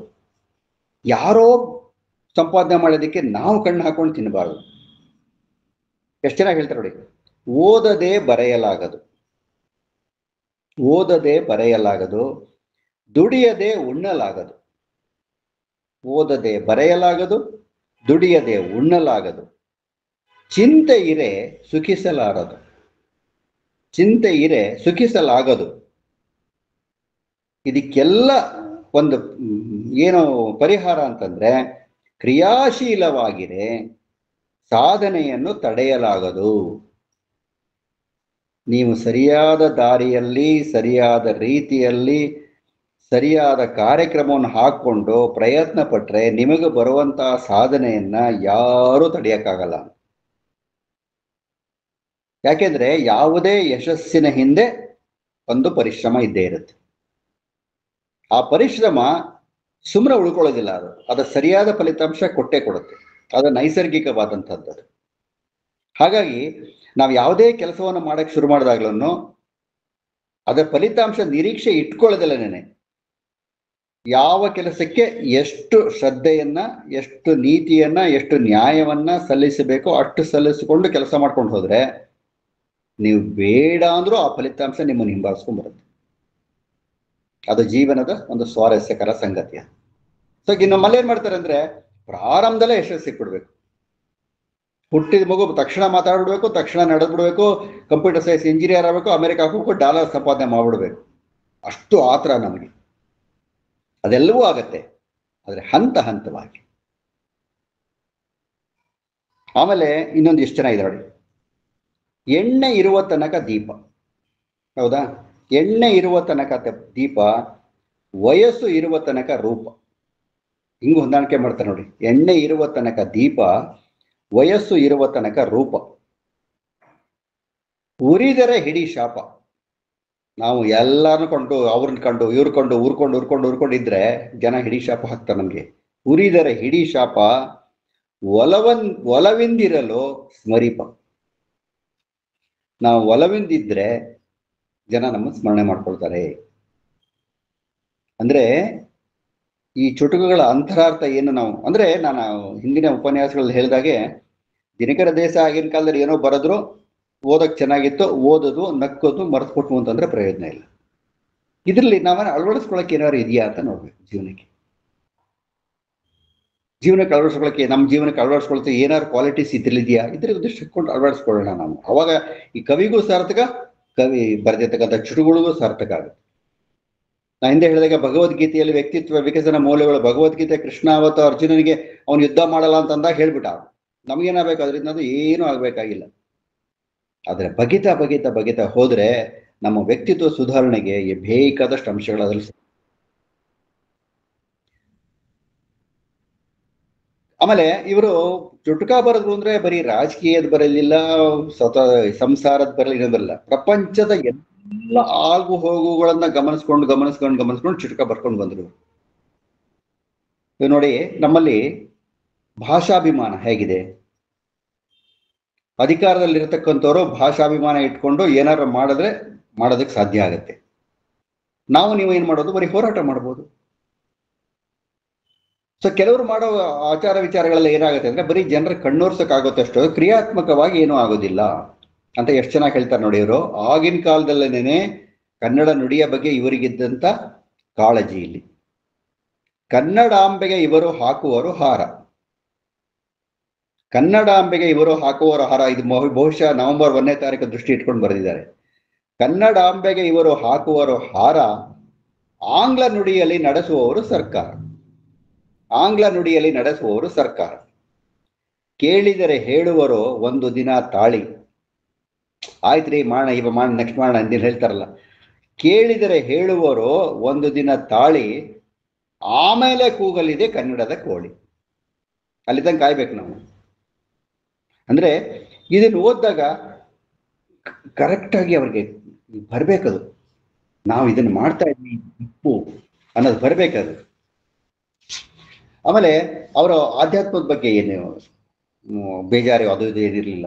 ಅವರೆಲ್ಲ ಮಾಡೋರು, ಗಣಪತಿ ಪ್ರಾರ್ಥನೆ ಮಾಡೋರು, ದೇವ್ರ ಪೂಜೆ ಮಾಡೋರು, ಎಲ್ಲ ಮಾಡೋರು. ಇವಾಗ ನಾವು ಕೆಲವು ಹೇಳ್ತೀವಿ ಸಮಾಜಮುಖಿ ಆದ ಕೆಲವರು, ನನಗೆ ದೇವ್ರ ದಿಂಡ ನಂಬಿಕೆ, ಕೆಲಸನೇ ದೇವರು, ಕರ್ತವ್ಯನೇ ದೇವರು, ಆಗ್ಲಿ ಒಂದು ನಮಸ್ಕಾರ ಮಾಡ್ಕೊಂಡು ಹೋಗಪ್ಪ ನೀನು, ಇದು ಕರ್ತವ್ಯನೇ ಅಂತ. ಗಣಪತಿ ಬಗ್ಗೆ ತುಂಬಾ ಚೆನ್ನಾಗಿ ಹೇಳಿ ಬರೆದಿದ್ದಾರೆ ನೋಡಿ. ಗಣಪತಿಯ ಹೊಟ್ಟೆ ಒಡೆಯಿತು ಬಹಳ ತಿಂದು, ಗಣಪತಿಯ ಹೊಟ್ಟೆ ಒಡೆಯಿತು ಬಹಳ ತಿಂದು, ಉದರಕ್ಕೆ ಸುತ್ತು ಹಾಕಿತು ಸರ್ಪ ಬಂದು, ಉದರಕ್ಕೆ ಸುತ್ತು ಹಾಕಿತು ಸರ್ಪ ಬಂದು, ಗುಣ ಹೊಂದಿದನು ಗಣಪ ಈ ಸುತ್ತಿನಿಂದ. ನೋಡಿ ಎಷ್ಟು ಚೆನ್ನಾಗಿದೆ. ಗುಣ ಹೊಂದಿದನು ಗಣಪ ಈ ಸುತ್ತಿನಿಂದ, ಘಟಸರ್ಪವೂ ಒಳಿತು ಮಾಡಬಹುದೆಂದ. ನೋಡಿ, ಒಂದು ಹಾವು ಕೂಡ ನಾವು ಒಳ್ಳೇದು ಮಾಡ್ಬೋದು ಅಂತ. ಘಟಸರ್ಪವೂ ಒಳಿತು ಮಾಡಬಹುದೆಂದ. ಅಂದ್ರೆ ಪ್ರಪಂಚದಲ್ಲಿ ಯಾವುದೂ ಕೆಟ್ಟದಲ್ಲ. ನೀವು ಕೆಟ್ಟವರಾದ್ರೆ ಮಾತ್ರ ಅವೆಲ್ಲ ಕೆಟ್ಟದು, ನಾವು ಒಳ್ಳೆಯವರಾದ್ರೆ ಎಲ್ಲದೂ ಒಳ್ಳೇದೇ ಸಂದೇಶ ಕೊಟ್ಟು. ನಿತ್ಯವೂ ಉಂಟು ದೇವರ ಪೂಜೆ ಉದ್ದ. ಕೆಲವು ನಾನು ಬೆಳಗ್ಗೆ ಎದ್ದು ಸ್ನಾನ ಇದು ಮಾಡ್ಬಿಟ್ಟು ಒಂದು 2 ಗಂಟೆ ದೇವ್ರ ಪೂಜೆ ಮಾಡ್ಬಿಡ್ತೀನಪ್ಪ, 2 ಗಂಟೆ ಧ್ಯಾನ ಮಾಡ್ಬಿಡ್ತೀನಿ, 3 ಗಂಟೆ ಧ್ಯಾನ ಮಾಡ್ಬಿಡ್ತೀನಿ, ಆಮೇಲೆ ತಿಂಡಿ ಊಟ ಎಲ್ಲ ಕಾಫಿ ಎಲ್ಲ ಅಂತ ಹೇಳ್ತಾರಲ್ಲ ಕೆಲವು, ಆ ಥರ ಹೇಳ್ತಾರೆ ನೋಡಿ. ನಿತ್ಯವೂ ಉಂಟು ದೇವರ ಪೂಜೆ ಉದ್ದ, ನಡತೆ ನೋಡಿದರೆ ಯಾವುದೂ ಇಲ್ಲ ಶುದ್ಧ. ನಿತ್ಯವೂ ಉಂಟು ದೇವರ ಪೂಜೆ ಉದ್ದ, ನಡತೆ ನೋಡಿದರೆ ಯಾವುದೂ ಇಲ್ಲ ಶುದ್ಧ. ಪಾಪ ಪರಿಹಾರಕ್ಕೆ ಬೇಕು ಈ ಪೂಜೆ. ಮಾಡಬಾರದು ಮಾಡಿ ಪೂಜೆ ಮಾಡ್ತಾರೆ ಅಂತ. ಪಾಪ ಪರಿಹಾರಕ್ಕೆ ಬೇಕು ಈ ಪೂಜೆ, ಆದರೆ ಪುಣ್ಯವಂತರಿಗಿಲ್ಲ ಇದರ ಮುಲಾಜೆ. ಯಾವುದೇ ಕೆಟ್ಟ ಕೆಲಸವನ್ನು ಮಾಡದಂಥವ್ರು, ಪಾಪಕಾರಿಗಳಿಗೆ ಕೈ ಹಾಕದೇ ಇರ್ತವ್ರು, ಇನ್ನೊಬ್ಬರ ಆಸ್ತಿಗೆ ದುಡ್ಡಿಗೆ ಸಂತೋಷಕ್ಕೆ ಕನ್ನ ಹಾಕದೇ ಇರೋವಂಥವ್ರು, ನಿತ್ಯ ಸಂತೋಷವಾಗಿ ಬದುಕ್ತಾ ಬೇರೆಯವ್ರನ್ನೂ ಸಂತೋಷವಾಗಿ ಬದುಕಕ್ಕೆ ಬಿಡೋ ಅಂತ ಜನಗಳಿಗೆ ಅಷ್ಟುದ್ದ ಪೂಜೆ ಮಾಡಬೇಕಾಗಿಲ್ಲ. ಅವ್ರಿಗೆ ಪುಣ್ಯವಂತರಿಗೆಲ್ಲ ಈ ಮುಲಾಜೆ ಬೇಕಾಗಿಲ್ಲ ಅಂತ ಹೇಳ್ತಾರೆ. ಹಾಗಿರ್ಬೇಕು ನಮ್ಮ ಅಕ್ಕ ಮಹಾದೇವಿ ಬಗ್ಗೆ ಒಂದು ಬರೀತಾ ಚೆನ್ನಾಗಿ. ಚುಟುಕಮ್ಮ ನಮ್ಮ ಅಕ್ಕ ಮಹಾದೇವಿ, ಚುಟುಕಮ್ಮ ನಮ್ಮ ಅಕ್ಕ ಮಹಾದೇವಿ, ಯಾರ್ಯಾರೂ ಮರೆಯಲಾಗದ ಅಮರ ಜೀವಿ, ಯಾರ್ಯಾರೂ ಮರೆಯಲಾಗದ ಅಮರ ಜೀವಿ. ಹೌದು ಮಗು ಹೌದು ಮಗು ಈ ಮಾತು ಸತ್ಯ, ಹೌದು ಮಗು ಹೌದು ಮಗು ಈ ಮಾತು ಸತ್ಯ, ಅವಳಿಂದ ನಮ್ಮ ನುಡಿಯಾಯಿತು ಕೃತಕೃತ್ಯ, ಅವಳಿಂದ ನಮ್ಮ ನುಡಿಯಾಯಿತು ಕೃತಕೃತ್ಯ ಅಂತ. ಅವರು ಎಲ್ಲ ಕವಿಗಳನ್ನ ತಮ್ಮ ವ್ಯಾಪ್ತಿಯಲ್ಲಿ ತಗೊಂಡು ಅಧ್ಯಯನ ಮಾಡ್ತಾರೆ. ಈಗ ನಮ್ಮ ಮನಸ್ಸು ವಿಶಾಲವಾಗಿದೆ, ನಮ್ಗೆ ಯಾರೂ ಅರ್ಥವಾಗಲ್ಲ ಅಥವಾ ನಮ್ಗೆ ಯಾರೂ ಸ್ನೇಹಿತರಾಗೋದಿಲ್ಲ. ಹಾಗೆ ಒಬ್ಬ ಕವಿಯಾದವನಿಗೆ ತನ್ನ ಜ್ಞಾನ ಸಾಗರವನ್ನ ವಿಸ್ತಾರ ಮಾಡ್ಕೊಂಡು ಹೋಗದೇ ಇದ್ರೆ ಬೇರೆ ಸಾಹಿತ್ಯ ಅರ್ಥ ಆಗಲ್ಲ. ಆ ಬೇರೆ ಸಾಹಿತ್ಯ ಅರ್ಥ ಆಗದೆ ಇದ್ರೆ ತನ್ನ ಅಭಿವ್ಯಕ್ತಿ ಮಾಧ್ಯಮದಲ್ಲಿ ಅವನದನ್ನ ಪ್ರಸ್ತುತಪಡಿಸೋಕ್ಕಾಗಲ್ಲ. ಈಗ ನಾನು ಹಾಸ್ಯವನ್ನೇ ನನ್ನ ಬದುಕಿನ ಮೂಲವಾದ ಅಂಗವಾಗಿ ಇಟ್ಕೊಂಡಿರುವಾಗ ಎಲ್ಲಿ ನೋಡಿದ್ರು ಹಾಸ್ಯ ಹುಡುಕಕ್ಕೆ ಪ್ರಯತ್ನ ಮಾಡ್ತೀನಿ ನಾನು. ಇವತ್ತು ನೋಡಿ, ವಾಣಿ ವಾಸು ವಿಶ್ವವಿದ್ಯಾನಿಲಯ ಒಂದು ಪನ್ ಬಂತು ಅಲ್ಲಿ. ಹಾಗೆ ಹುಡುಕ್ತಾ ಹೋದ್ರೆ ಎಲ್ಲ ಕಡೆ ಸಿಗುತ್ತೆ. ಅವನೇನ್ರಿ ಅವನು ಬರೀ ಯಾವಾಗ ನೋಡಿದ್ರು ಗೆಲ್ಬೇಕು ಅಂತ ಅನ್ಸುತ್ತಾನೆ, ಅವನಿಗೆ ಸೋಲ್ಬೇಕು ಅಂತ ಇದೇ ಇಲ್ಲ ಅಂತ. ಅದಕ್ಕೆ ನಾನು ಹೇಳಿದೆ, ಇಲ್ಲ ಸರ್, ಪ್ರತಿಯೊಬ್ಬರು ಸೋಲ್ಬೇಕು, ಅದಕ್ಕೊಂದು ಒಳ್ಳೆ ಸೋಲ್ ಬೇಕು ಅಂತ. SOUL, ಹೃದಯ. ಈ ರೀತಿ ಇರೋದ್ರಿಂದ ನಿಮಗೆ ಬೇರೆ ಬೇರೆ ಭಾಷೆಯಿಂದ ಪದಗಳನ್ನು ತಗೊಂಡು ಪನ್ ಮಾಡಿ ವಿಶೇಷವಾದ ಅರ್ಥವನ್ನು ಕಲ್ಪಿಸ್ಬೋದು. ಅದನ್ನ ಈ ದಿನಕರ ದೇಸಾಯಿ ಅವರು ಮಾಡಿದ್ರು. ಆಮೇಲೆ ಜೀವನ ಹೇಗಿರ್ಬೇಕು ಅನ್ನೋಕೆ ಅವ್ರು ತುಂಬಾ ಚೆನ್ನಾಗಿ ಹೇಳ್ತಾರೆ ನೋಡಿ. ಒಳಿತು ಮಾಡಿದರೆ ಅದು ಪುಣ್ಯಗಳ ರಾಶಿ, ಒಳಿತು ಮಾಡಿದರೆ ಅದು ಪುಣ್ಯಗಳ ರಾಶಿ, ಕೆಡಕು ಮಾಡಿದರೆ ಪಾಪ ಬಿಕನಾಸಿ. ಪಾಪ ಮಾಡಿದರೆ, ಕೆಡಕು ಮಾಡಿದರೆ ಪಾಪ ಬಿಕನಾಸಿ, ಯಾವ ಪೂಜೆ ಮಾಡಿದರೂ ವ್ಯರ್ಥ. ನೀವು ಹೇಳ್ತಾರಲ್ಲ, ಅಲ್ಲೆಲ್ಲೋ ಬೈದ್ಬಿಟ್ಟು ಇನ್ನೊಂದು ಕಡೆ ಹೋಗಿ ಕಾಲು ಹಿಡ್ಕೊಂಡ್ರು ಅಂತ. ಎಲ್ಲೋ ಯಾರಿಗೋ ಏನೋ ಮೋಸ ಮಾಡಿ ಇಲ್ಲಿ ದೇವ್ರಿಗೆ ಬಂದು ದೀಪ ಹಚ್ಚಿಬಿಟ್ಟು ಇಲ್ಲಿ ತೊಗೊಂಡೋಗಿ ಕಾಣಿಕೆ ಹಾಕ್ಬಿಟ್ಟು ಪ್ರಯೋಜನ ಆಗೋದಿಲ್ಲ ಅಂತ. ಯಾವ ಪೂಜೆ ಮಾಡಿದರೂ ವ್ಯರ್ಥ, ಜನಸೇವೆಯೇ ಪೂಜೆ, ಇದೇ ಪುರುಷಾರ್ಥ. ಜನಸೇವೆಯೇ ಪೂಜೆ, ಇದು ಪುರುಷಾರ್ಥ ಅಂತ. ಆಮೇಲೆ ನಮಗೊಂದು ಕನಸಿರ್ಬೇಕು, ಇಂಥದ್ದು ಮಾಡಬೇಕು. ಕನಸು ಅಂತಂದ್ರೆ ಒಂದು ಸ್ಕೀಮು, ಒಂದು ಪ್ರಾಜೆಕ್ಟು, ಒಂದು ಪ್ಲಾನಿಂಗು, ಇದೆಲ್ಲ ಕನಸು. ನಾನೊಂದು ಇಂಡಸ್ಟ್ರಿ ಮಾಡಬೇಕು ಅಂತ ಕನಸು ಕಂಡಯ್ಯ ಅಂತಂದ್ರೆ ಅವನೇನು ಮಲ್ಕೊಂಡಿದ್ದಾಗಲೇ ಕನಸು ಕಂಡ ಅಂತಲ್ಲ. ಇಂಡಸ್ಟ್ರಿ ಮಾಡಬೇಕು ಅನ್ನೋ ಸಂಕಲ್ಪ, ಆ ಸಂಕಲ್ಪದ ಪ್ರಕಾರ ಮೂವ್ಮೆಂಟು, ಅದರಿಂದ ಸಾಧನೆ. ಯಾವಾಗಲೂ ತನು ಕರಗದವರಲ್ಲಿ ಪುಷ್ಪವನ್ನು ಒಳ್ಳೆಯ್ಯ ನೀನು ಅಂತ ಇವಳು ಹೇಳಿದ್ಲಲ್ಲ, ಆ ಥರ ನಮ್ಮ ಮನಸ್ಸು ಯಾವಾಗಲೂ ಕರಗ್ತಾ ಇರಬೇಕು. ಮನಸ್ಸು ಶುದ್ಧಿ ಇರಬೇಕು, ಮಾಡೋ ಕೆಲಸ ಶುದ್ಧಿ ಇರಬೇಕು, ಆಚಾರ ವಿಚಾರ ಶುದ್ಧಿ ಇರಬೇಕು. ಆ ಶುದ್ಧಿ ಇದ್ದಾಗ ಮಾತ್ರ ಕನಸು ಕಂಡಿದ್ದು ಸಾರ್ಥಕವಾಗುತ್ತೆ. ಇವ್ರೇನು ಕನಸು ಕಂಡ್ರು ಅಂತಂದ್ರೆ, ಆಗಿನ ಕಾಲದಲ್ಲಿ ಮಕ್ಕಳಿಗೆ ಎಜುಕೇಶನ್ನೇ ಇಲ್ವಲ್ಲ. ಮೂಲಭೂತವಾದ ಅವಶ್ಯಕತೆ ಅಂದ್ರೆ ಅವತ್ತಿನಿಂದ ಇವತ್ತಿನ ಕಾಲಕ್ಕೂ 2 ಹೊತ್ತಿನ ಊಟ, ಸ್ವಲ್ಪ ಜ್ಞಾನಾರ್ಜನೆ. ಪಾಪ ಜ್ಞಾನಾರ್ಜನೆಗೆ ಅವಕಾಶ ಇದ್ರೆ ಸರ್ 2 ಹೊತ್ತು ಊಟ ಸಿಕ್ಕರೆ ಸಾಕು, ಬದುಕೊಡಿಲ್ಲ ಸತ್ಯ ಹೋಗ್ಬಿಡ್ತೀವಲ್ಲ ಅಂತ ಅವ್ರು ಯೋಚನೆ ಮಾಡ್ತಾರೆ. ಅಂತಹ ದೀನ ದಲಿತರನ್ನೆಲ್ಲ ಹುಡುಕಿ ಅವರಿಗೆಲ್ಲ ಒಂದು ಮಾಡುವ ಕನಸನ್ನು ಇವ್ರು ಕಂಡ್ರು. ಇಲ್ಲಿ ಶಾಲೆನೇ ಇಲ್ವಲ್ಲ, ಶಾಲೆ ಇದ್ದಾರೆ ಹುಡುಗರು ಹೇಗೆ ಓದ್ತಾರೆ, ಅವ್ರ ಭವಿಷ್ಯ ಏನು ಮುಂದಕ್ಕೆ ಅಂತ ಇವರೊಬ್ಬರು ಚಿಂತೆ ಮಾಡಿ ಸಂಘಟನೆ ಮಾಡಿ, ಈಗ ಅವ್ರು ಮಾಡಿದ್ದೆಲ್ಲ ಕೆಲಸ ಮಾಡಿದ್ದೆಲ್ಲ 70-80ರ ದಶಕದಲ್ಲಿ ಎಲ್ಲಿತ್ತು ದುಡ್ಡು? ಅವಾಗ ಎಲ್ಲ ಇವ್ರ ದುಡ್ಡುಗಳೇ ಹಾಕಿರ್ತಾರೆ. ಅದನ್ನ ಮಾತ್ರ ಯಾರಿಗೂ ಹೇಳದಿರೋರು, ನನ್ನ ಸಂಪಾದನೆ ತಗೊಂಡೋದು ಸುರದೆ ಅಂತ ಅವ್ರು ಹೇಳೇ ಇಲ್ಲ ಪಾಪ ಎಲ್ಲೂ. ಅದಕ್ಕೆ ಇನ್ನು ಹೇಳ್ತಾರೆ ನೋಡಿ, ನಡು ಹಗಲಿನಲ್ಲಿ ನನಗೆ ಬೀಳುವುದು ಕನಸು. ನಡು ಹಗಲಿನಲ್ಲಿ ಬೀಳುವುದು ಕನಸು ಅಂದ್ರೆ ಏನು? ದಿನಪೂರ್ತಿ ಕನಸು ಕಾಣ್ತಾನೆ ಇರ್ತಾರೆ ಅವರು. ಈ ಪ್ರಾಜೆಕ್ಟ್ ಆಯ್ತು, ನೆಕ್ಸ್ಟ್ ಅದು ಮಾಡ್ಬೇಕು ಅಂತ ಮನಸ್ಸಿನಲ್ಲಿ ಸಂಕಲ್ಪ ಇದ್ರೆ ಅದೇ ಒಂದು ಕನಸು. ಈ ಕನಸಿನಿಂದ ಚಿಗುರುವುದುಂಟು ಮನಸ್ಸು. ಈ ಕನಸಿನಿಂದ ಚಿಗುರುವುದುಂಟು ಮನಸ್ಸು. ಅದರಿಂದ ಏನಾಯ್ತು? ಇವ್ರ ಬದುಕಲ್ಲಿ ಏನಾಯ್ತು? ಸಾಮಾನ್ಯ ಇವರು ಈ ತರ ಕನಸು ಕಂಡವ್ರಿಗೆಲ್ಲ ಅವ್ರು ಏನೇನೋ ಕೆಲಸಗಳಾಗತ್ತೆ. ದೇಸಾಯಿ ಅವ್ರು ಹೇಳ್ಕೊಳ್ತಾರೆ ಅವ್ರಿಗೆ ಏನಾಯ್ತು ಇದರಿಂದ ಅಂತ. ಒಂದೊಂದು ಚಿಗುರಿಗೂ ಒಂದೊಂದು ಶಾಲೆ, ಅಂದ್ರೆ ಒಂದೊಂದು ಸರಿ ಇವ್ರ ಮನಸ್ಸಿನಲ್ಲಿ ಸಂಕಲ್ಪ ಮಾಡಿದಾಗ್ಲೂ ಒಂದೊಂದು ಶಾಲೆ. ಹಾಗೆ ಮಾಡಿದರೆ ಶಾರದಾಂಬೆಗೆ ಪುಷ್ಪಮಾಲೆ. ಎಜುಕೇಶನ್ ಎಷ್ಟು ಇಂಪಾರ್ಟೆಂಟು ಅನ್ನೋದನ್ನ ಆಗಿನ ಕಾಲದಲ್ಲೇ ಅರಿತು ಕಾರ್ಯಕ್ರಮ ಮಾಡಿದಂಥವ್ರವರು. ಆಮೇಲೆ ಅವರು ಮನೆಯವರನ್ನೆಲ್ಲ ತಮ್ಮ ಕಾರ್ಯದಲ್ಲಿ ತೊಡಗಿಸ್ಕೊಳ್ಳೋಕ್ಕಿಂತ ಹೆಚ್ಚಾಗಿ ನಾವೆಲ್ಲ ತಿಳ್ಕೋಬೇಕಾಗಿರೋದು ಏನು ಅಂತಂದ್ರೆ, ನಾವು ಯಾರೇ ಆಗಲಿ ನಮ್ಮ ಕುಟುಂಬದಲ್ಲಿ, ನಮ್ಮ ಸ್ನೇಹ ವರ್ಗದಲ್ಲಿ, ನಮ್ಮ ವಾಣಿಜ್ಯ ವ್ಯವಹಾರಗಳಲ್ಲಿ ಯಾರಾದರೂ ಒಳ್ಳೆಯ ಕೆಲಸ ಮಾಡ್ತಾ ಇದ್ದಾರೆ ಅಂತ ಗೊತ್ತಾದ್ರೆ ಕೈ ಜೋಡಿಸ್ಬೇಕು, ಅವ್ರ ಕರಿದಲೇನೆ ಹೋಗ್ಬೇಕು. ಆ ಒಂದು ಬುದ್ಧಿ ಅದು ಇವರ ಕಾಲದಲ್ಲಿ ತುಂಬಾ ಚೆನ್ನಾಗಿ ಸಿಕ್ತು, ಅವ್ರಿಗೆ ತುಂಬಾ ಚೆನ್ನಾಗಿ ಸಿಕ್ತು. ಇವ್ರು ಏನೇನು ಕೆಲಸ ಮಾಡಿದ್ರು ಅದನ್ನ ತಮ್ಮ ಬದುಕಿಗೆ ಒಂಥರ ಅಳವಡಿಸ್ಕೊಂಡಿದ್ದಾರೆ ನೋಡಿ. 18 ಶಾಲೆ ಕಾಲೇಜುಗಳ ಕಟ್ಟಿ 18 ಶಾಲೆ ಕಾಲೇಜುಗಳ ಕಟ್ಟಿ ಬಡಿಸಿದೆನು ಜೀವನದ ರೊಟ್ಟಿ. ಅವರು ಪ್ರಾಸಕ್ಕೆ ತುಂಬಾ ಗಮನ ಕೊಟ್ಟಿದ್ರಿಂದ, ಪಂಚ್ ಕರೆಕ್ಟ್ ಆಗಿ ಬರೋದ್ರಿಂದ ಅವ್ರು ಬರೆದಿರೋದು ಮನಸ್ಸಿಗೆ ನಾಟತ್ತೆ. 18 ಶಾಲೆ ಕಾಲೇಜುಗಳ ಕಟ್ಟಿ ಬಡಿಸಿದನು ಜೀವನದ ರೊಟ್ಟಿ. ಇಷ್ಟಾದರೂ ತೃಪ್ತಿ ಇಲ್ಲವೋ ಕರುಣ ಸಿಂಧು.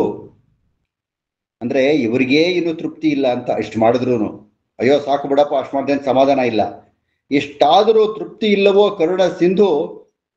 ಎಷ್ಟು ವಿನಮ್ರತೆ ಕೊನೆ ಸಾಲಲ್ಲಿ ಅಂದ್ರೆ, ನಾನು ಮಾಡಿದ್ದು ಬರೀ ಒಂದೇ ಬಿಂದು. ಈ ಊರಲ್ಲಿ ಯಾವನಯ್ಯ ಮಾಡಿದ 18 ಕಾಲೇಜು? ನಾನು ಕಟ್ಟಿದ್ದು ಅಂತ ಹೇಳ್ಕೊಳ್ಳಿಲ್ಲ ಪಾಪ. ಏನೋ ಒಂಚೂರು ಮಾಡಿದೆ ನಾನು. ಆ ನಮ್ರತೆ ಇರಬೇಕು, ಆ ಸಿನ್ಸಿಯಾರಿಟಿ ಇರಬೇಕು, ಹಂಬಲ್ನೆಸ್ ಇರಬೇಕು.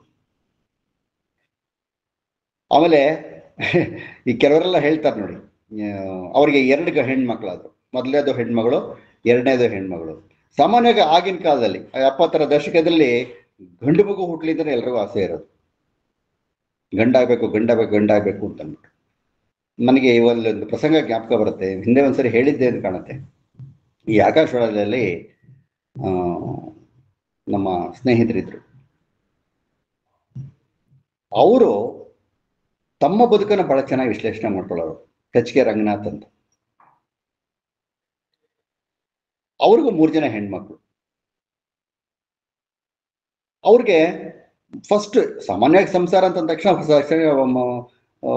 ಪತ್ನಿ ಗರ್ಭಿಣಿ ಆಗಿದ್ದಾಳೆ, ಡೆಲಿವರಿ ಬಂತು ಅಂತಂದಾಗ ಗಂಡು ಮಗು ಅಂತ ಅಂತರಂಗದಲ್ಲಿ ಆಸೆ ಇರುತ್ತೆ. ಹೊರಡೆ ಅಯ್ಯೋ ಬಿಡಪ್ಪ ಗಂಡಾದ್ರೇನು ಹೆಣ್ಣಾದ್ರೆ ಎಲ್ಲ ಒಂದೇ ಕಡೆ ಅಂತ ಹೇಳ್ಕೊಂಡ್ರು ಒಳಗಡೆ ಗಂಡು ಅಂತಾನೆ ಇರುತ್ತೆ. ಮೊದಲನೇದು ಹೆಣ್ಣಾಯ್ತು, ಎರಡನೇದು ಹೆಣ್ಣಾಯ್ತು. ಮೊದಲನೇದು ಹೆಣ್ಣಾದಾಗ ಅವ್ರ ಸ್ನೇಹಿತರು ಯಾರು ಬಂದು, ಏನ್ ರಂಗನಾಥ್ರೆ ನಿಮ್ಗೆ ಗಂಡು ಅಂತಾರೆ, ಹೆಣ್ಮಗು ಹುಟ್ಬಿಡ್ತು, ಏನ್ ಹೆಸರಿಟ್ಟಿದ್ದೀರಾ? ಅಂಜನಾ ಅಂತ ಹೆಸರಿಟ್ಟಿದ್ದೀರಿ. ವೆರಿ ಗುಡ್, ಅಂಜನಾ ಚೆನ್ನಾಗಿದೆ ಹೆಸರು. ಇನ್ನೊಂದು ಸ್ವಲ್ಪ ವರ್ಷ ಆಯ್ತು, ಇನ್ನೊಂದು ಮಗು ಆಯ್ತು. ರಂಗನಾಥ್ ಈ ಸರಿ ಗಂಡು ಮಗು ಆಗ್ಬೋದಲ್ವಾ? ಆಗ್ಬೋದು, ಏನೋ ದೇವ್ರ ಇಚ್ಛೆ ನೋಡೋಣ. ಅದು ಹೆಣ್ಣಾಯ್ತು. ಅದಕ್ಕೇನು ಹೆಸರಿಟ್ರು? ನಿರಂಜನ ಅಂತ ಹೆಸರಿಟ್ರು. ನ್ಯಾಚುರಲ್ ಏನಾಗುತ್ತೆ ಅಂದ್ರೆ ಸಂತೋಷ ಇರುತ್ತೆ, ಹೆಣ್ಮಕ್ಳು ಬಂದಿದ್ದಾರೆ ಸಂತೋಷ ಇರುತ್ತೆ. ಆದ್ರೆ ಒಳ್ಳೆ ಇಲ್ಲ ಒಂದ್ ಕಡೆ ಗಂಡು ಅಂತಾನೆ ಇರುತ್ತೆ. 3ನೇದು ಆಕೆ ಗರ್ಭಿಣಿ ಹೆಂಡತಿ. ಆಗ ಇವ್ರಿಗೆ ಬಹಳ ಯೋಚನೆ ಶುರುವಾಗಿತ್ತು, ಏನಪ್ಪಾ ಗಂಡಾಗತ್ತೋ ಹೆಣ್ಣಾಗತ್ತೋ, ಯಾವ್ದಾರು ಆಗ್ಲಿ ಮಗು ಮಾಡಂತೆ ಚೆನ್ನಾಗಿದ್ರೆ ಸಾಕು, ಬಟ್ ಗಂಡಾಗ್ಬೇಕು, ಗಂಡಾದ್ರೆ ಚೆನ್ನಾಗಿರುತ್ತೆ ಅಂತ ಹೀಗೆ ಮನಸ್ಸಲ್ಲಿ ಅನ್ಸನೇ ಇರುತ್ತೆ. ಅವಾಗ ಆ ಸ್ನೇಹಿತರು ಬಂದ್ರಂತೆ, ಮತ್ತೆ ಅದೇ ಸ್ನೇಹಿತರು, ರಂಗನಾಥ್ರೆ ಕಂಗ್ರ್ಯಾಚುಲೇಷನ್ಸ್, ಇನ್ನೇನು ಮುಂದಿನ 3ನೇ ಸರಿ ಅಪ್ಪ ಆಗ್ತಾ ಇದ್ದೀರಂತೆ ನೀವು. ಮೊದಲನೇ ಹುಡುಗಿ ಹುಟ್ಟಿತು, ಅಂಜನಾ ಅಂತ ಹೆಸರಿಟ್ರಿ. ಎರಡನೇದು ಹುಡುಗಿ ಆಗ್ಬಿಡ್ತು, ನಿರಂಜನ ಅಂತ ಹೆಸರಿಟ್ರಿ. ಅಕಸ್ಮಾತ್ 3ನೇದು ಹೆಣ್ಣಾಗ್ಬಿಟ್ರೆ ಏನ್ ಮಾಡ್ತೀರಾ? ಪಾಪ ಅವ್ರು ಮೊದಲೇ ಯೋಚನೆಯಲ್ಲಿ ಕೂತಿದ್ದಾರೆ. ಇವ್ರು ಬಂದ 3ನೇದು ಹೆಣ್ಣಾಗ್ಬಿಟ್ರೆ ಏನ್ ಮಾಡ್ತೀರಾ? ಏನ್ ಹೆಸರಿಡ್ತೀರಾ ಅದಕ್ಕೆ? ಅಮೃತ ಅಂಜನಾ ಅಂತ ಇಡ್ತೀನಿ, ಹೋಗಯ್ಯ ನೀನು ಅಂದ್ರೆ. ಅಂಜನಾ, ನಿರಂಜನ, ಅಮೃತ ಅಂಜನಾ. ಹಾಗೆ ಮಕ್ಕಳು ಯಾವ್ದಾರು ಆಗ್ಲಿ ಅವ್ರು ಚೆನ್ನಾಗಿ ಬಾಳಿ ಬದುಕಿದ್ರೆ ಸಾಕೋರು. ಇವ್ರು ಹಾಗೆ ಅಂದ್ಕೊಂಡ್ರು, ನನಗೆ 3 ಜನ ಮಕ್ಕಳು. ಕೆಲವರು ತಮ್ಮ ಪ್ರೊಫೆಷನ್ ಇಟ್ಕೊಂಡಿರ್ತಾರಲ್ಲ, ಆ ಪ್ರೊಫೆಷನ್ನ ಮಗುನ ಬೆಳೆಸೋ ಹಂಗೆ ಬೆಳೆಸ್ತಾರೆ. ಯಾರೋ ಒಬ್ಬರು ಸ್ಮಾಲ್ ಸ್ಕೇಲ್ ಇಂಡಸ್ಟ್ರಿ ಇಟ್ರು ಅಂತಂದ್ರೆ ಅದನ್ನ ಮಗು ನೋಡ್ಕೊಳ್ತಾರೆ. ಅಷ್ಟು ಕ್ಲೀನ್ಲಿನೆಸ್ಸು, ನೀಟ್ನೆಸ್ಸು, ಏನೇನು ಕೆಲಸ ಆಗಬೇಕು ಅದು ಮಕ್ಕಳಿಗೆ ಏನು ಗೊತ್ತಾಗಲ್ಲ, ಅದಕ್ಕೂ ಏನೋ ಗೊತ್ತಲ್ಲ, ನಾವೆಲ್ಲ ಮಾಡ್ಬೇಕು ಅಂತ ಮಾಡ್ತಾರೆ ಅವರು. ಆ ರೀತಿಯ ಜನ ಇವರು. ನನಗೆ 3 ಜನ ಮಕ್ಕಳು, ಹಿರಿಯ ಮಗು ಬಾಲೆ. ನನಗೆ 3 ಜನ ಮಕ್ಕಳು, ಹಿರಿಯ ಮಗು ಬಾಲೆ. ಇನ್ನೊಂದು ಹೆಣ್ಣು ಹುಟ್ಟಿದಳು ಆಮೇಲೆ. ಗಂಡು ಬೇಕೆಂದು ಬಯಸಿದೆವು ಬಹಳಷ್ಟು. ಕೊನೆಗೆ ಹುಟ್ಟಿದ ಗಂಡು ಶಿಕ್ಷಣದ ಟ್ರಸ್ಟ್. ಅವರು ಜನಸೇವಾ ಟ್ರಸ್ಟ್ ಅಂತ ಮಾಡಿದ್ರಲ್ಲ, ಆ ಟ್ರಸ್ಟೇ ಅವ್ರಿಗೆ ಗಂಡು ಮಗು ಅಂತ. ಅವರು ಆ ಟ್ರಸ್ಟನ್ನ ತನ್ನ ಮಗನ ಬೆಳೆಸ್ದಂಗೆ ಬೆಳೆಸಿದ್ರು. ನಾವು ಒಂದು ಸಣ್ಣ ಗಿಡ ಹಾಕಿಯಪ್ಪ ನಿಮ್ಮ ಮನೆ ಪಾಟಲ್ಲಿ, ಏನಾದ್ರು ಒಂದು ಗಿಡ ಹಾಕಿ ಅದನ್ನು ಆರೈಕೆ ಮಾಡಿ ಬೆಳೆಸಿದ್ರೆ ಎಲ್ಲಿ ಬೆಳೆಯುತ್ತೆ? ಅದು ಬೆಳೆಯೋದೇ ಇಲ್ಲ. ಸೊ ಅದಕ್ಕೆ ಅಷ್ಟು ಅವಶ್ಯಕವಾದ ನಾವು ಆರೈಕೆ ಮಾಡಬೇಕು. ಒಂದು ಟ್ರಸ್ಟ್ ಮಾಡಿದಾಗಲೂ ಅಷ್ಟೇನೆ, ಆ ಟ್ರಸ್ಟಿಗೆ ಎಷ್ಟು ಸಂಪನ್ಮೂಲ ಹುಡುಕ್ಬೇಕು, ಯಾವ್ಯಾವ ಕೆಲಸಗಳಾಗಬೇಕು ನೋಡಿ. ಟ್ರಸ್ಟ್ಗೂ ಒಳ್ಳೆ ಹೆಸರು ಬರಬೇಕು, ಟ್ರಸ್ಟ್ ನಡೆಸ್ತಾ ಇರೋರ್ಗೂ ಒಳ್ಳೆ ಹೆಸರು ಬರಬೇಕು. ಹಾಗ್ಬಿಟ್ಟು ಆಮೇಲೆ ಇವರು ಹೇಳ್ತಾರವರು ತಮ್ಮ ಚುಟುಕುಗಳನ್ನೆಲ್ಲ ಹೇಳ್ತಾರಲ್ಲ ಅವರು, ಆ ಚುಟುಕುಗಳಲ್ಲಿ ಅವ್ರು ಕಂಡಂತ ಹಸಿವು, ಯಾವ ಮಟ್ಟದ ಹಸಿವು ಜನ ಕಾಣ್ತಾ ಇದ್ರು ಹಾಗೆ ಅದನ್ನ ಹೇಳ್ತಾರೆ ನೋಡಿ. ಇವನ ಮನೆಯೊಳಗಿಲ್ಲ ಸಾಕಷ್ಟು ಅಕ್ಕಿ, ಇವನ ಮನೆಯೊಳಗಿಲ್ಲ ಸಾಕಷ್ಟು ಅಕ್ಕಿ, ಹೆಸರು ಮಾತ್ರ ಹಾಲಕ್ಕಿ, ಹೆಸರು ಮಾತ್ರ ಹಾಲಕ್ಕಿ. ಹಾಲು ಅಕ್ಕಿಗಳೆರಡು ಹೆಸರಿನೊಳಗೆ ಮಾತ್ರ, ಹಾಲು ಅಕ್ಕಿಗಳೆರಡು ಹೆಸರಿನೊಳಗೆ ಮಾತ್ರ, ಹಸಿವೆ ಎಂಬುದು ಇವನ ಹಣೆಯ ಕುಲಗೋತ್ರ. ಇವರ ಚುಟುಕುಗಳಲ್ಲಿ ನಾವು ಬಹಳ ಸೂಕ್ಷ್ಮವಾಗಿ ಗಮನಿಸಬೇಕಾದ್ರೂ 4 ಸಾಲು, ಕಡೆಯ ಪದ ಪಂಚು, ಸೇಮ್ ಅಕ್ಷರಗಳು ಕೊನೆಯಲ್ಲಿ ಎಂಡಾಗೋದು, ಅದರಲ್ಲಿ ಅರ್ಥಗರ್ಭಿತವಾದ ಮಾಹಿತಿ. ಇದನ್ನು ಓದ್ತಾ ಹೋದರೆ ನಮಗೆ ಪಂಚ್ ಆಗ್ಬಿಡುತ್ತೆ ನಮಗೆ. ಆಮೇಲೆ ಇವರು ಕೆಲವರೆಲ್ಲ ಹೊಗಳ್ಕೊಳ್ತಾರೆ, ಓ ನಾ ಅಷ್ಟು ಬರ್ದೆಯ ಇಷ್ಟು ಬರ್ದೆಯ, ಅವ್ರು ಅಪ್ರಿಷಿಯೇಟ್ ಮಾಡಿ ಇವ್ರು ಅಪ್ರಿಷಿಯೇಟ್ ಮಾಡೋದ್ರಲ್ಲೇ ಹೇಳ್ಕೊಳ್ತಾರಲ್ಲ. ಇವ್ರು ತುಂಬಾ ತಮಾಷೆ ಹೇಳ್ಕೊಳ್ತಾರೆ ಅದನ್ನ. ಏನು ದೇಸಾಯರೇ ನಿಮ್ ಚುಟುಕ ಅವ್ರು ಹೊಗಳಿದ್ರ, ಇವ್ರು ಕೇಳಿದ್ರ, ಬೇಂದ್ರೆ ಅವ್ರ ಹತ್ರ ಹೇಳಿದ್ರ, ಇವ್ರ ಹತ್ರ ಹೇಳಿದ್ರ ಎಲ್ಲ ಕೇಳ್ತಾ ಇದ್ದಾಗ ಇವರು ಅದನ್ನೇ ಹೇಳ್ಕೊಂಡು ಒಂದು ಬರೆದ್ರು. ಎಲ್ಲಿ ಹೋಲಿಕೆ ಮಾಡ್ಕೊಂಡಿದ್ದಾರೆ ನೋಡೋರು. ಇಂದ್ರದೇವನು ಮೊನ್ನೆ ಮಾಡಿದ್ದ ಫೋನು, ಇಂದ್ರದೇವನು ಮೊನ್ನೆ ಮಾಡಿದ್ದ ಫೋನು, ಕೇಳಿದನು ದೇಸಾಯಿ ಹೇಗಿದ್ದಿ ನೀನು. ನೋಡಿ ಪಂಚ್ ಹೆಂಗಿದೆ, ಕೇಳಿದನು ದೇಸಾಯಿ ಹೇಗಿದ್ದಿ ನೀನು. ಮುಂದಿನ ಸಾಲು ತುಂಬಾ ಚೆನ್ನಾಗಿದೆ. ನನ್ನ ರಂಭೆಗೆ ನಿನ್ನ ಚುಟುಕುಗಳ ಹುಚ್ಚು, ನನ್ನ ರಂಭೆಗೆ ನಿನ್ನ ಚುಟುಕುಗಳ ಹುಚ್ಚು, ಪ್ರತಿ ಕಳಿಸಿ ನನ್ನ ಲೆಕ್ಕಕ್ಕೆ ಹಚ್ಚು. ನನಗೂ ಒಂದು ಕಾಪಿ ಕೊಡಯ್ಯ ಅಂತ ಕೇಳ್ತಾರೆ ಇವರು ಚುಟುಕುಗಳ ಸಂಕಲನ. ಅಂದ್ರೆ ಇಲ್ಲಿ ಇನ್ನೊಂದು ಅರ್ಥ ಬರುತ್ತೆ, ಪುಸ್ತಕಗಳನ್ನ ಕೊಂಡ್ಕೊಂಡು ಓದಿ, ಒಂದು ಪ್ರತಿ ಕಳಿಸಿ ನನ್ನ ಲೆಕ್ಕಕ್ಕೆ ಹಚ್ಚೋದು, ನನ್ನ ಅಕೌಂಟ್ಗೆ ಹಾಕೋ ದುಡ್ಡು, ನನ್ನ ಅಕೌಂಟ್ಗೆ ಅದನ್ನು ಹಾಕುವ ಹಾಗೆ. ಅಂದ್ರೆ ಈ ಚುಟುಕುಗಳ ಸ್ವಾರಸ್ಯ ಎಲ್ಲಿಂದ ಎಲ್ಲಿಗೆ ಹಬ್ಬುತ್ತೆ, ಸ್ವಾರಸ್ಯವಾಗಿ ಬರೆದ್ರೆ ಹೇಗೆ ಹಬ್ಬುತ್ತೆ ಅನ್ನೋದನ್ನ ಇದ್ರಲ್ಲಿ ತೋರಿಸ್ತಾರ ಅವರು. ರಾಜಕೀಯದ ಬಗ್ಗೆ ತುಂಬಾ ಬರೀತಾರೆ ಅವರು. ಒಂದೆರಡು ಹೇಳ್ತೀನಿ ನೀವು ಕೇಳಿ, ಎಷ್ಟು ಚೆನ್ನಾಗಿದೆ. ಇಲ್ಲಿಂದ ಅಲ್ಲಿ, ಅಲ್ಲಿಂದ ಇಲ್ಲಿ ಹಾರಿದ ಬಳಿಕ ಈತ, ಇಲ್ಲಿಂದ ಅಲ್ಲಿ, ಅಲ್ಲಿಂದ ಇಲ್ಲಿ ಹಾರಿದ ಬಳಿಕ ಈತ ಆಗಿಬಿಟ್ಟನು ರಾಜಕೀಯದಲ್ಲಿ ಪ್ರೇತ. ಯಾಕೆಂದ್ರೆ ಎಲ್ಲೂ ನೆಲೆ ಸಿಗ್ತಾ ಇಲ್ಲ. ಪ್ರೇತಗಳು ಏನ್ ಮಾಡ್ತಾರೆ, ನೆಲೆ ಸಿಗದೆ ಇದ್ರೆ ಹೋಗ್ತಾ ಇರ್ತಂತಲ್ಲ, ಈ ಕಡೆ ಆ ಕಡೆ, ಆ ಕಡೆ ಈ ಕಡೆ, ಕೆಟ್ಟು ಪ್ರೇತ. ಕುನ್ನಿಯೂ ಈಗ ನೋಡುವುದಿಲ್ಲ ಮೂಸಿ. ನೋಡಿ, ಒಬ್ಬ ರಾಜಕೀಯ ಧುರೀಣ ಸರಿಯಾದ ಕೆಲಸ ಮಾಡಿದ್ರೆ ತನ್ನ ಅಧಿಕಾರಕ್ಕೋಸ್ಕರ, ಸಂಪಾದನೆಗೋಸ್ಕರ ಈ ಪಕ್ಷ ಬಿಟ್ಟು ಆ ಪಕ್ಷ, ಆ ಪಕ್ಷ ಬಿಟ್ಟು ಈ ಪಕ್ಷ ಅಂತ ಮುಂಗೆ ಹೋಗ್ತಾ ಇದ್ರೆ ಅವನನ್ನು ಯಾರು ಕೇರು ಮಾಡೋದಿಲ್ಲ, ಅವನು ಓಟು ಹಾಕೋದಿಲ್ಲ ಅನ್ನೋದಕ್ಕೆ ಕುನ್ನಿಯೂ ಈಗ ಮೂಡುವುದಿಲ್ಲ ಮೂಸಿ, ಆಗಬಾರದು ಯಾರೋ ಇಂಥ ಪರದೇಶಿ.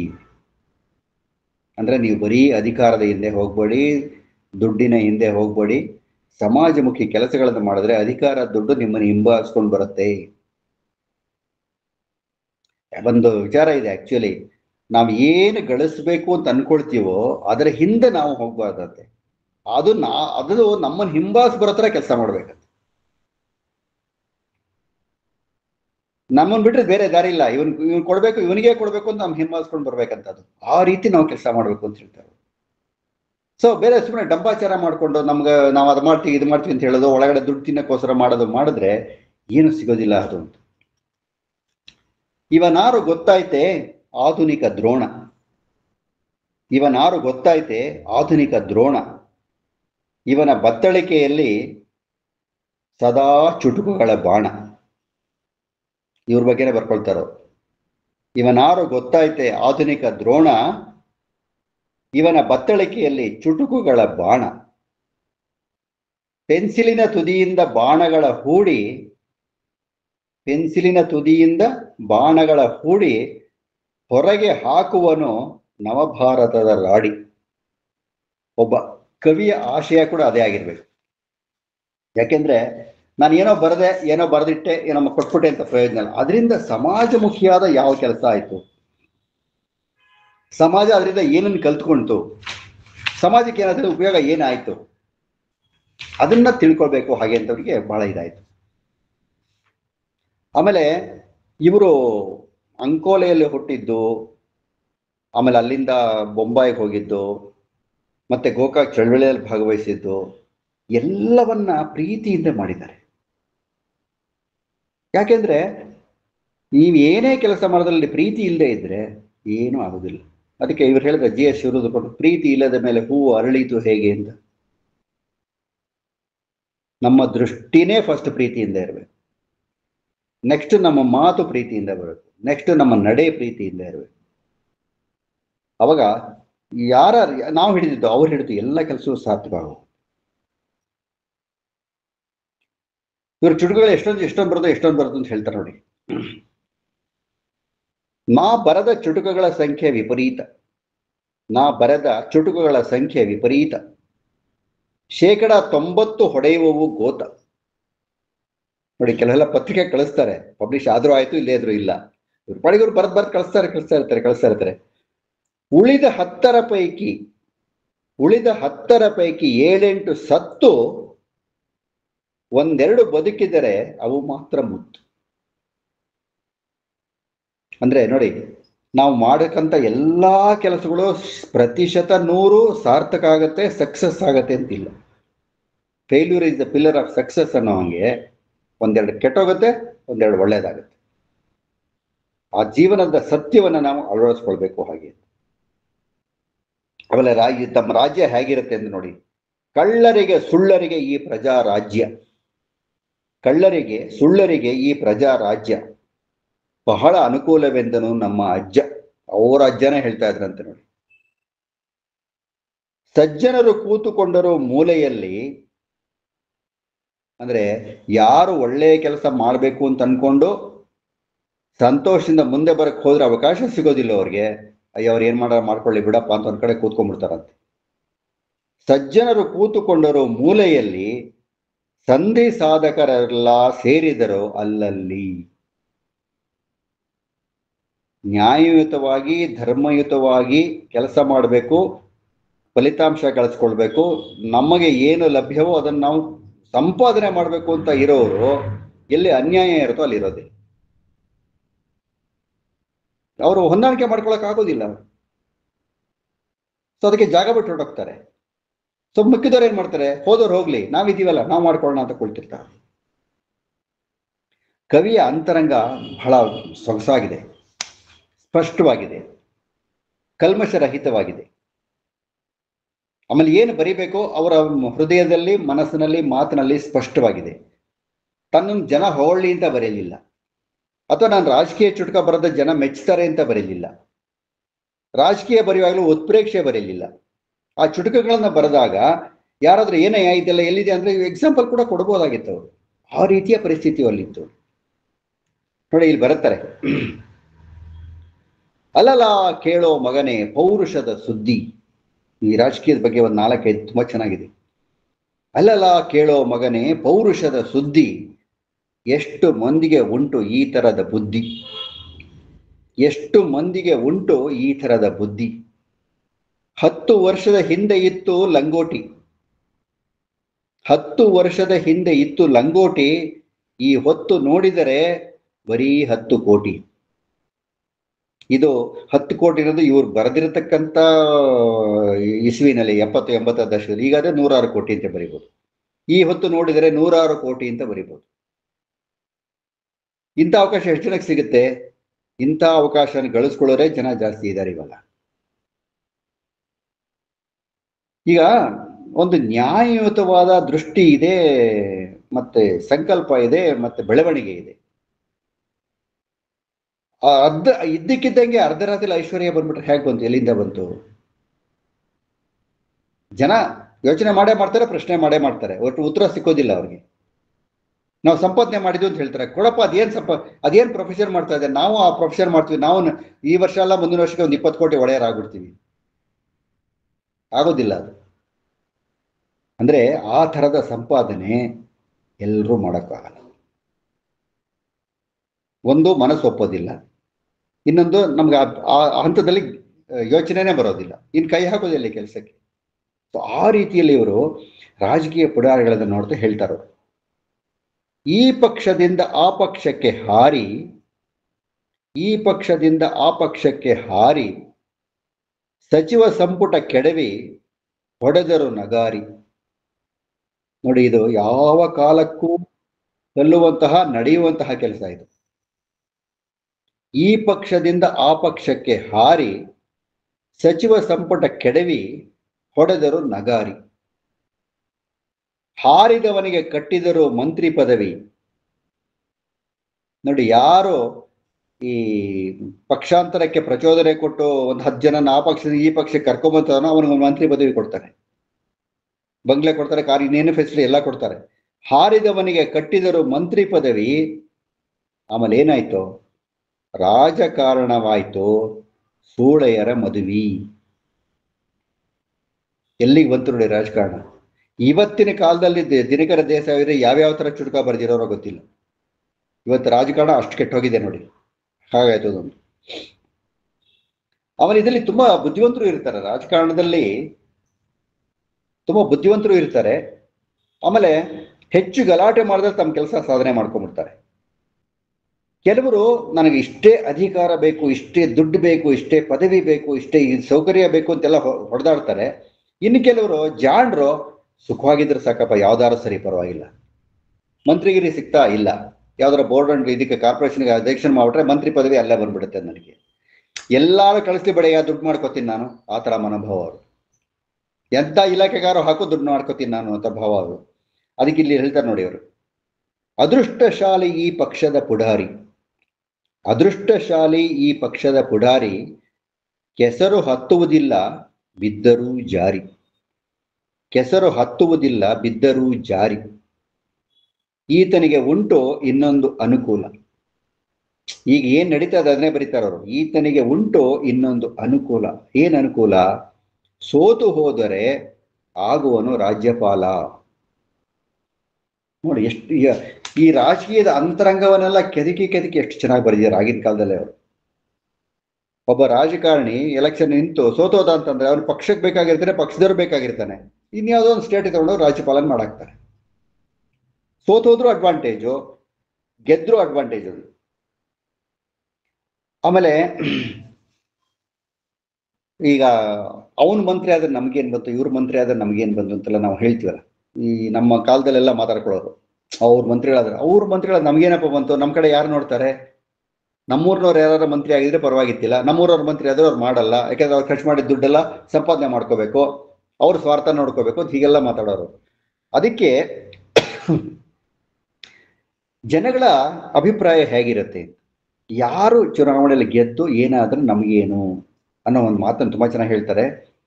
ಯಾರಪ್ಪ ಬಂದರೂ ನನಗೇನು ಬಂತು, ಯಾರಪ್ಪ ಬಂದರೂ ನನಗೇನು ಬಂತು, ಉಪವಾಸ ಸಾಯುತ್ತಿಯೇ ಈ ಜೀವ ಜಂತು, ಉಪವಾಸ ಸಾಯುತ್ತಿವೆ ಈ ಜೀವ ಜಂತು, ಯಾರಜ್ಜ ಬಂದರೂ ಈ ಪ್ರಜಾ ರಾಜ್ಯ, ಯಾರಜ್ಜ ಬಂದರೂ ಈ ಪ್ರಜಾ ರಾಜ್ಯ,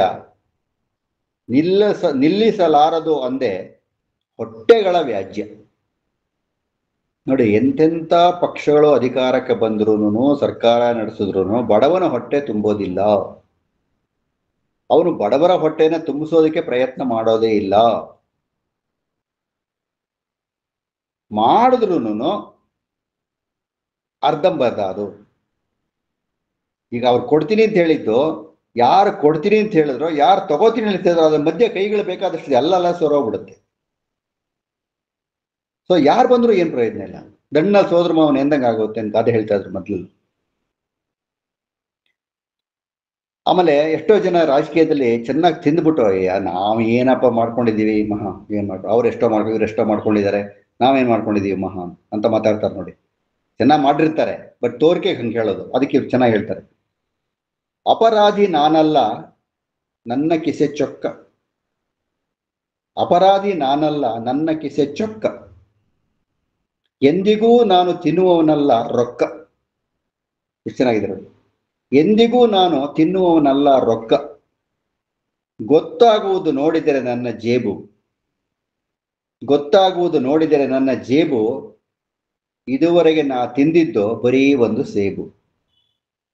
ಹೆಂಗ್ ಬುರುಡೆ ಬಿಡ್ತಾರೆ ನೋಡಿ. ಎಲ್ಲ ತಿಂದಿರ್ತಾರೆ, ನಾನೇನು ತಿಂದಿಲ್ಲ ಅಂತ ಹೇಳ್ತಾರೆ.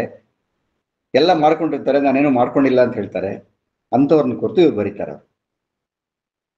ಅವರ ಆಡು ಮುಟ್ಟದ ಸೊಪ್ಪಿಲ್ಲ ಅಂತ ಹೇಳೋ ಹಾಗೆ ಒಂದು ಅವ್ರಿಗೆ ಸಮಾಧಾನ ಇದ್ದಿದ್ದೇನು ಅಂತಂದ್ರೆ, ಸಾಹಿತ್ಯ ರಚನೆಯಲ್ಲಿ ಏನೋ ಒಂದು ಗುರಿ ಮುಟ್ಟಿದೆ ನಾನು. ಯಾಕೆಂದ್ರೆ 60-70ರ ದಶಕಗಳಲ್ಲಿ ದಿನಕರ ದೇಸಾಯಿ ಚುಟುಕುಗಳನ್ನ ಬಹಳಷ್ಟು ಜನ ಮೆಚ್ಚರು. ಆ ಸುಧಾದಲ್ಲಿ ಒಂದೋ ಅಥವಾ ಎರಡೋ ಬರೋದು. ಉಗಾದಿ ವಿಶೇಷಾಂಕ ಅಥವಾ ದೀಪಾವಳಿ ವಿಶೇಷಾಂಕ ಅಂದ್ರೆ ಒಂದು 25-30 ಬಂದಿರೋದು. ಅದರಲ್ಲಿ ಈ ಸಾಮಾಜಿಕ ಕಳಕಳಿ, ರಾಜಕೀಯ ಭಿನ್ನಾಭಿಪ್ರಾಯ ಇವುಗಳನ್ನೆಲ್ಲ ಸೇರಿಸಿ ಬರೆದಿರೋರು. ಸರ್ 4 ಸಾಲಲ್ಲಿ ಪಂಚ್ ಕೊಡ್ತಾ ಇದ್ರಲ್ಲ, ಅದು ಬಹಳ ಜನಕ್ಕೆ ಮೆಚ್ಚುಗೆ ಆಗೋದು. ಆಮೇಲೆ ಕೆಲವರು ಹೇಳ್ತಾರೆ, ಅವರು ಏನು ಇಷ್ಟು ಬರ್ದಿದ್ದೀರಾ, ನೀವು ಅಷ್ಟು ಬರ್ದಿದ್ದೀರಾ, ಹಾಗೆ ಬರ್ದಿದ್ದೀರಾ, ಹೀಗೆ ಬರ್ದಿದ್ದೀರಾ, ಹಾಗೆ ಅಂತ. ಬರ್ದಿದ್ದೀನಪ್ಪ. ಈಗ ಒಬ್ಬ ಕವಿ ಎಷ್ಟೋ ಬರೆದ್ರೆ ಆ ಕವಿಗೆ ತಾನು ಬರೆದಿದ್ದೆಲ್ಲ ಮೆಚ್ಚುಗೆ. ಜನ ಎಷ್ಟು ಒಪ್ಪಿದ್ದಾರೆ? 4 ಒಪ್ಪಿ ಮೆಚ್ಚಿದ್ರೆ ಅಷ್ಟೇ ಸಾಕು, ಸಮಾಧಾನ. ಇನ್ನೂ ಸಮಾಧಾನ ಏನ್ ಗೊತ್ತಾ? ನಾ ಬರ್ದಿದ್ದರಿಂದ ಯಾರಿಗೂ ತೊಂದರೆ ಆಗ್ಲಿಲ್ವಲ್ಲ, ಸಮಾಜ ಅಡ್ಡದಾರಿ ಹಿಡಿಲಿಲ್ವಲ್ಲ, ಆಮೇಲೆ ನನ್ನಿಂದ ಪ್ರಭಾವಿತರಾಗಿ ಜನ ತಪ್ಪು ಕೆಲಸಗಳು ಮಾಡ್ಲಿಲ್ವಲ್ಲ, ಪ್ರಚೋದನೆಗೆ ಒಳಗಾಗ್ಲಿಲ್ವಲ್ಲ. ಆಗಿನ ಕಾಲದಲ್ಲಿ ರಾಜಕೀಯ ಪರಿಸ್ಥಿತಿ ಅಷ್ಟು ಕೆಟ್ಟಾಗಿದ್ರು ಇವರು ಜನರನ್ನ ಎತ್ತಿ ಕಟ್ಟುವಂತ ಒಂದು ಚುಟುಕ ಬರೀಲಿಲ್ಲ, ಕಳ್ಳರನ್ನ ಸುಳ್ಳರನ್ನ ಎತ್ತಿ ಕಟ್ಟುವಂತ ಚುಟುಕ ಬರೀಲಿಲ್ಲ, ನಿಮ್ಗೆ ಅನ್ಯಾಯ ಆದ್ರೆ ಹೀಗೆ ಮಾಡಿ ಅಂತ ಏನು ದುರುದ್ದೇಶಪೂರ್ವಕವಾಗಿ ಯಾವ ಚುಟುಕುಗಳದು ಬರೀಲಿಲ್ಲ. ಏನು ವಸ್ತು ಸ್ಥಿತಿ ಇತ್ತು ಅದನ್ನ ವಿವರಣೆ ಕೊಟ್ಟಿದ್ದಾರೆ. ಅಂದ್ರೆ ಒಂದು ವಿಚಾರಕ್ಕೆ ಒಂದು ಸರಿಯಾದ ಕನ್ನಡಿ ಹಿಡಿದ ಹಾಗೆ ಆ ಥರ ಬರೆದಿದ್ದಾರೆ ಅವರು. ಅವ್ರಿಗೆ ಹೆಚ್ಚಿಗಾಗಿ ಆಸೆ ಇರಲಿಲ್ಲ, ನಾನು ಅದು ಮಾಡಬೇಕು ಇದು ಮಾಡಬೇಕು. ಬೊಂಬಾಯಲ್ಲಿ ಇದ್ದವರು ಮುನಿಸಿಪಲ್ ಕೌನ್ಸಿಲರ್ ಆಗಿದ್ದವರು 13 ವರ್ಷ ಎಷ್ಟು ಬಂಗ್ಲೆಗಳು ಮಾಡ್ಬೋದಾಗಿತ್ತು, ಎಷ್ಟು ಆಸ್ತಿ ಮಾಡ್ಬೋದಾಗಿತ್ತು, ಅದ್ಯಾವುದು ಮಾಡಲಿಲ್ಲ ಅವರು. ಆಮೇಲೆ ಅವ್ರಿಗೆ ಅವ್ರ ಅಂಕೋಲೆ ಇದೆಯಲ್ಲ, ಅಂಕೋಲೆ ಊರು, ಆ ಪ್ರದೇಶ ಬಹಳ ಪ್ರೀತಿ ಅವ್ರಿಗೆ, ಬಹಳ ಪ್ರೀತಿ. ಅವರು ಯಾವ ಸಭೆ ಸಮಾರಂಭಗಳಿಗೆ ಬಂದ್ರು ಅವರ ಉತ್ತರ ಕನ್ನಡ ಜಿಲ್ಲೆಯ ಅಂಕೋಲೆ ತಾಲೂಕನ್ನ ಒಂದಿಷ್ಟು ವಿಚಾರಗಳನ್ನ ಹೇಳೋರು. ಅಭಿಮಾನ ಅಂದ್ರೆ ಜನನಿ ಜನ್ಮಭೂಮಿಶ್ಚ ಸ್ವರ್ಗಾದ ಗರಿಯಸಿ ಅಂತಂದಾಗೆ ತಾವಲ್ಲಿ ಹುಟ್ಟಿದ್ದು, ಆಮೇಲೆ ಚಿಕ್ಕಂದಿನಿಂದೆಲ್ಲ ದಿನಗಳನ್ನ ಕಳೆದಿದ್ದು, ಆಮೇಲೆ ಅಲ್ಲಿ ಇರತಕ್ಕಂಥ ಜನರಿಗೆ, ಆಮೇಲೆ ವಿಶೇಷವಾಗಿ ಬಡತನದಲ್ಲಿರ್ತಕ್ಕಂಥ ಕುಟುಂಬಗಳಿಗೆ, ಏನೂ ಸೌಕರ್ಯ ಇಲ್ಲಿ ಇರತಕ್ಕಂಥ ಕುಟುಂಬಗಳಿಗೆ ವಿದ್ಯಾಭ್ಯಾಸಕ್ಕೆ ಅವಕಾಶ ಮಾಡಿಕೊಟ್ರಲ್ಲ, ಆ ಸಂತೃಪ್ತಿ ಅವ್ರಿಗಿತ್ತು. ಅದಕ್ಕೆ ಅವ್ರು ಹೇಳ್ತಾರೆ, ಅವರು ನಾನು ಎಲ್ಲಿದ್ರೂ ಅಂಕೋಲೆನಲ್ಲೇ ಇರ್ತೀನಿ, ನನ್ನ ಮನಸ್ಸು ಯಾವಾಗಲೂ ಅಂಕೋಲೆನಲ್ಲೇ ಇರುತ್ತೆ, ನನ್ನ ಹೃದಯ ಯಾವಾಗಲೂ ಅಂಕೋಲೆಗೋಸ್ಕರನೇ ಮಿಡಿತಾ ಇರುತ್ತೆ. ಅದ್ರ ಬಗ್ಗೆನೂ ಒಂದು ಚುಟುಕ ಬರೀತಾರೆ. ನಾನು ಹುಟ್ಟಿದ್ದು ಸಖಿ ಅಂಕೋಲೆಯಲ್ಲಿ, ನಾನು ಹುಟ್ಟಿದ್ದು ಸಖಿ ಅಂಕೋಲೆಯಲ್ಲಿ, ಚಿಂತೆ ಇಲ್ಲದೆ ಸಾಯಬೇಕೆಂದೇ ಅಲ್ಲೇ, ಚಿಂತೆ ಇಲ್ಲದೆ ಸಾಯಬೇಕೆಂದೇ ಅಲ್ಲೇ. ಅಂಕೋಲೆ ಎನ್ನುವುದು ಕನ್ನಡದ ಕಡಲು, ಅಂಕೋಲೆ ಎನ್ನುವುದು ಕನ್ನಡದ ಕಡಲು, ಈ ಕಡಲಿನ ಒಳಗಿರಲಿ ದಿನಕರನ ಒಡಲು. ಅವ್ರ ಊರು, ಅವ್ರ ಪರಿಸರ, ಅವ್ರ ಕಡಲು, ಅಲ್ಲಿ ಜನ ಬಹಳ ಅಚ್ಚುಮೆಚ್ಚು, ಬಹಳ ಪ್ರೀತಿಯನ್ನು ಸಂಪಾದನೆ ಮಾಡಿದ್ರು ಅವರು. ಅವ್ರ ಬಗ್ಗೆ ಅವ್ರ ಊರಲ್ಲಾಗ್ಲಿ ಬೇರೆ ಕಡೆ ಎಲ್ಲಾರು ಕೆಟ್ಟದಾಗಿ ಮಾತಾಡಿದ ಸಂದರ್ಭವೂ ಇಲ್ಲ, ಇದು ಇಲ್ಲ. ಆಮೇಲೆ ಅವರ ಆಗಿನ ಕಾಲದಲ್ಲಿ ಅವ್ರ ಜೊತೆಗೆ ಬಹಳಷ್ಟು ಜನ ಬರೆಯೋರು, ಇವರಿಗಿಂತ ಪ್ರಮುಖರಾದರು ಎಷ್ಟೋ ಜನ, ಅವ್ರ ಬಗ್ಗೆ ಎಲ್ಲ ಇವ್ರಿಗೇನಿಲ್ವಲ್ಲ, ಎಲ್ಲರದ್ದು ಸ್ನೇಹವಾಗಿದ್ರು, ಎಲ್ಲರನ್ನೂ ಸ್ನೇಹವಾಗಿದ್ರು. ಇನ್ನೊಂದು ಚೆನ್ನಾಗಿದೆ, ಅಂಕೋಲೆ ಬಗ್ಗೆ ಬರೀತಾರೆ ನೋಡಿ. ಇವನು ಅಂಕೋಲೆಯವ ಮುದುಕಾಗಿ ಸತ್ತ, ಅವರು ಸಾಯೋ ಟೈಮಲ್ಲಿ ಬರೆದಿದ್ದಂತಿದು. ಇವನು ಅಂಕೋಲೆಯವ ಮುದುಕಾಗಿ ಸತ್ತ, ಇವನ ಕೈಯೊಳಗಿತ್ತು ಚೌಪದಿಯ ಬೆತ್ತ. ಬಹಳ ಪ್ರಮುಖವಾಗಿ ಇವರು ಬರೆದಿದ್ರು ಈ ಚೌಪದಿಗಳನ್ನೇನೆ. ಬಹಳ ಪ್ರಿಯವಾದ ಪ್ರಾಕಾರ ಅವ್ರದ್ದು. ಹಾವಳಿಯನ್ನು ಎಬ್ಬಿಸಿದ ಈ ಬೆತ್ತದಿಂದ ಕಹಿ ಹಾವಳಿಯನ್ನು ಎಬ್ಬಿಸಿದ ಈ ಬೆತ್ತದಿಂದ ಕಹಿ ವಿಡಂಬನೆಗಳ ಗುಳಿಗೆ ಕನ್ನಡಕ್ಕೆ ತಂದ. ಒಬ್ಬ ಸೈನ್ಯಾಧಿಕಾರಿ ಯುದ್ಧ ಭೂಮಿಯಲ್ಲಿ ಏನು ಮಾಡ್ತಾನೆ, ಅಥವಾ ಒಬ್ಬ ರಾಜಕಾರಣಿ ತನ್ನ ಪರಿಧಿಯಲ್ಲಿ ಏನು ಮಾಡ್ತಾನೆ, ಆ ಕೆಲಸವನ್ನು ಒಬ್ಬ ಕವಿ ಸಮರ್ಥವಾಗಿ ಮಾಡಿದಾನೆ ಅಂತ ಹೇಳ್ತಾರೆ. ಈ ಚೌಪದಿಯ ಬೆತ್ತದ ಮುಖಾಂತರ ಸಾಮಾಜಿಕ ಸ್ಥಿತಿಗಳಲ್ಲಿ ಇರತಕ್ಕಂಥ ಚಿತ್ರಣವನ್ನ ಸಾಮಾನ್ಯ ಜನರಿಗೆ ಕಟ್ಟಿಕೊಟ್ಟಿದ್ದಾರೆ. ಈಗ ಈ ಚೌಪದಿಗಳನ್ನೆಲ್ಲ ನಾವು ಓದಿ ಅದರಿಂದ ಪ್ರಭಾವಿತರಾಗಿ ಆಕರ್ಷಿತರಾಗಿ ಓದೋದಕ್ಕೆ ಪ್ರಾರಂಭ ಮಾಡಿದ್ರೆ ಮುಂದಿನ ವಾರ ಏನ್ ಬರೀತಾರೆ, ಮುಂದಿನ ವಾರ ಏನ್ ಬರೀತಾರೆ, ಕುತೂಹಲ ಇರುತ್ತೆ. ಸೊ ಒಂದೊಂದು ವಾರದಲ್ಲೂ ಒಂದೊಂದು ಹೊಸ ವಿಷಯವನ್ನು ತಗೊಂಡಿರೋ ಚೌಪದಿಗಳನ್ನು ಬರೆದಾಗ ನಾವು ಆ ಕವಿಗೂ ಹತ್ರ ಆಗ್ತಾ ಇರ್ತೀವಿ, ಕವಿ ಬರೆದಂತ ವಿಷಯಕ್ಕೂ ಹತ್ರ ಆಗ್ತಾ ಇರ್ತೀವಿ. ಆಮೇಲೆ ಎಷ್ಟೋ ಸರಿ ನಮ್ಗೆ ಅನ್ಸುತ್ತೆ, ಅವ್ರು ಹೊಳೆದಿದ್ದು ನಮ್ಗೆ ಯಾಕೆ ಹೊಳೆದಿಲ್ಲ, ಕರೆಕ್ಟ್ ಇವ್ರು ಬರ್ದಿದ್ದು ಕರೆಕ್ಟ್ ಅಲ್ವಾ ಅಂತ ಅನ್ಸ್ತಾರ ಅವ್ರು. ಯಾಕೆಂತಂದ್ರೆ ಕವಿಗೆ ಅಷ್ಟು ವಿಶಾಲವಾದ ಅಂತಃಕರಣ ಇರುತ್ತೆ, ಅಭಿವ್ಯಕ್ತಿ ಸ್ವಾತಂತ್ರ್ಯ ಇರುತ್ತೆ. ಅಭಿವ್ಯಕ್ತಿ ಸ್ವಾತಂತ್ರ್ಯ ಎಲ್ರಿಗೂ ಬರುವಂಥದ್ದಲ್ಲ. ಈ ನಾನು ಎಷ್ಟೋ ಸರಿ ಹಾಸ್ಯ ಮಾಡಿದಾಗ, ಜೋಕ್ಸ್ ಮಾಡಿದಾಗ, ಏನೇನು ಹೇಳಿದಾಗ, ಅಯ್ಯೋ ಸರ್ ನಮಗ್ ಗೊತ್ತಾಗ್ಲಿಲ್ಲ ನೋಡಿ ಸರ್, ಅದು ಎಷ್ಟು ಚೆನ್ನಾಗಿ ಹೇಳಿದ್ರಿ ಅಂತ. ಅದೊಂದು ಕ್ರಿಯಾತ್ಮಕತೆ. ಅಂದ್ರೆ ಅದು ನನಗ್ ಮಾತ್ರ ಬರುತ್ತೆ, ಅವ್ರಿಗೆ ಬರಲ್ಲ ಅಂತಲ್ಲ, ಕಲ್ಟಿವೇಟ್ ಮಾಡ್ಕೊಂಡ್ರೆ ಅವ್ರಿಗೂ ಬರುತ್ತೆ. ಈಗ ಯಾವ ಭೂಮಿನಲ್ಲಿ ಬೆಳೆ ಬರೆಯಕ್ಕಾಗೋದಿಲ್ಲ ಹೇಳಿ? ನಮ್ಮ ಹೃದಯ, ನಮ್ಮ ಮನಸ್ಸು ಒಂದು ಭೂಮಿ ಇದ್ದಾಗ. ಸೊ ಅಲ್ಲಿ ಯಾವ ಬೆಳೆ ಬೆಳಿಬೇಕು? ಅದು ಕವನ ಬರಿಬೋದಾ, ಹಾಸ್ಯ ಬರಿಬೋದಾ, ಕಾದಂಬರಿ ಬರಿಬೋದಾ, ಕಥೆಗಳು ಬರಿಬೋದಾ, ಅಧ್ಯಾತ್ಮ ಬರಿಬೋದಾ?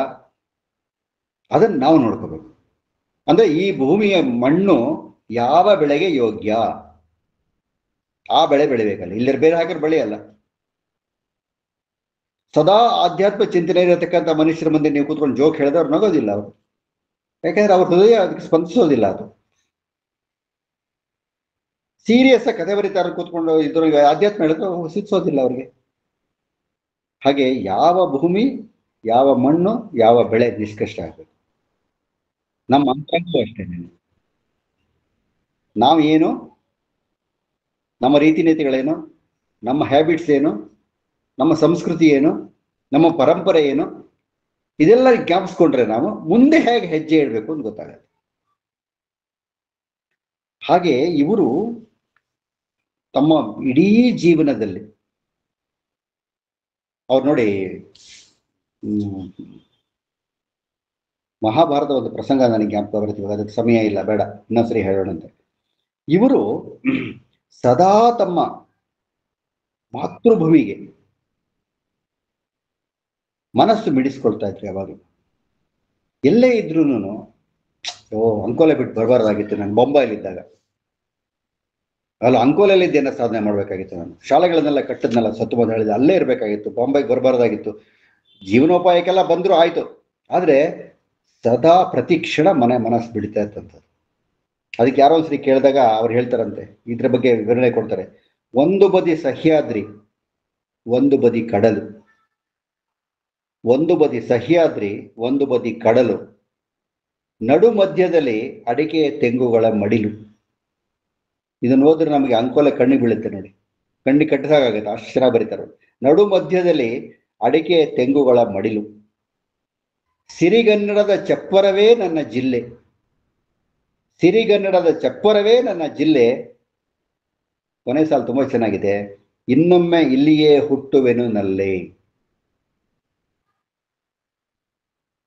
ಪುನರಪಿ ಮನನಂ ಪುನರಪಿ ಜನನಂ ಪುನರಪಿ ಜನನಿ ಜಠರೇ ಶಯನಂ ಅಂದ ಹಾಗೆ ನಾನು ಇದೇ ಊರಲ್ಲಿ ತಿರ್ಗಾ ಹುಟ್ಟುತ್ತೀನಿ ನಾನು ಆಸೆ ವ್ಯಕ್ತಪಡಿಸ್ತಾರೆ.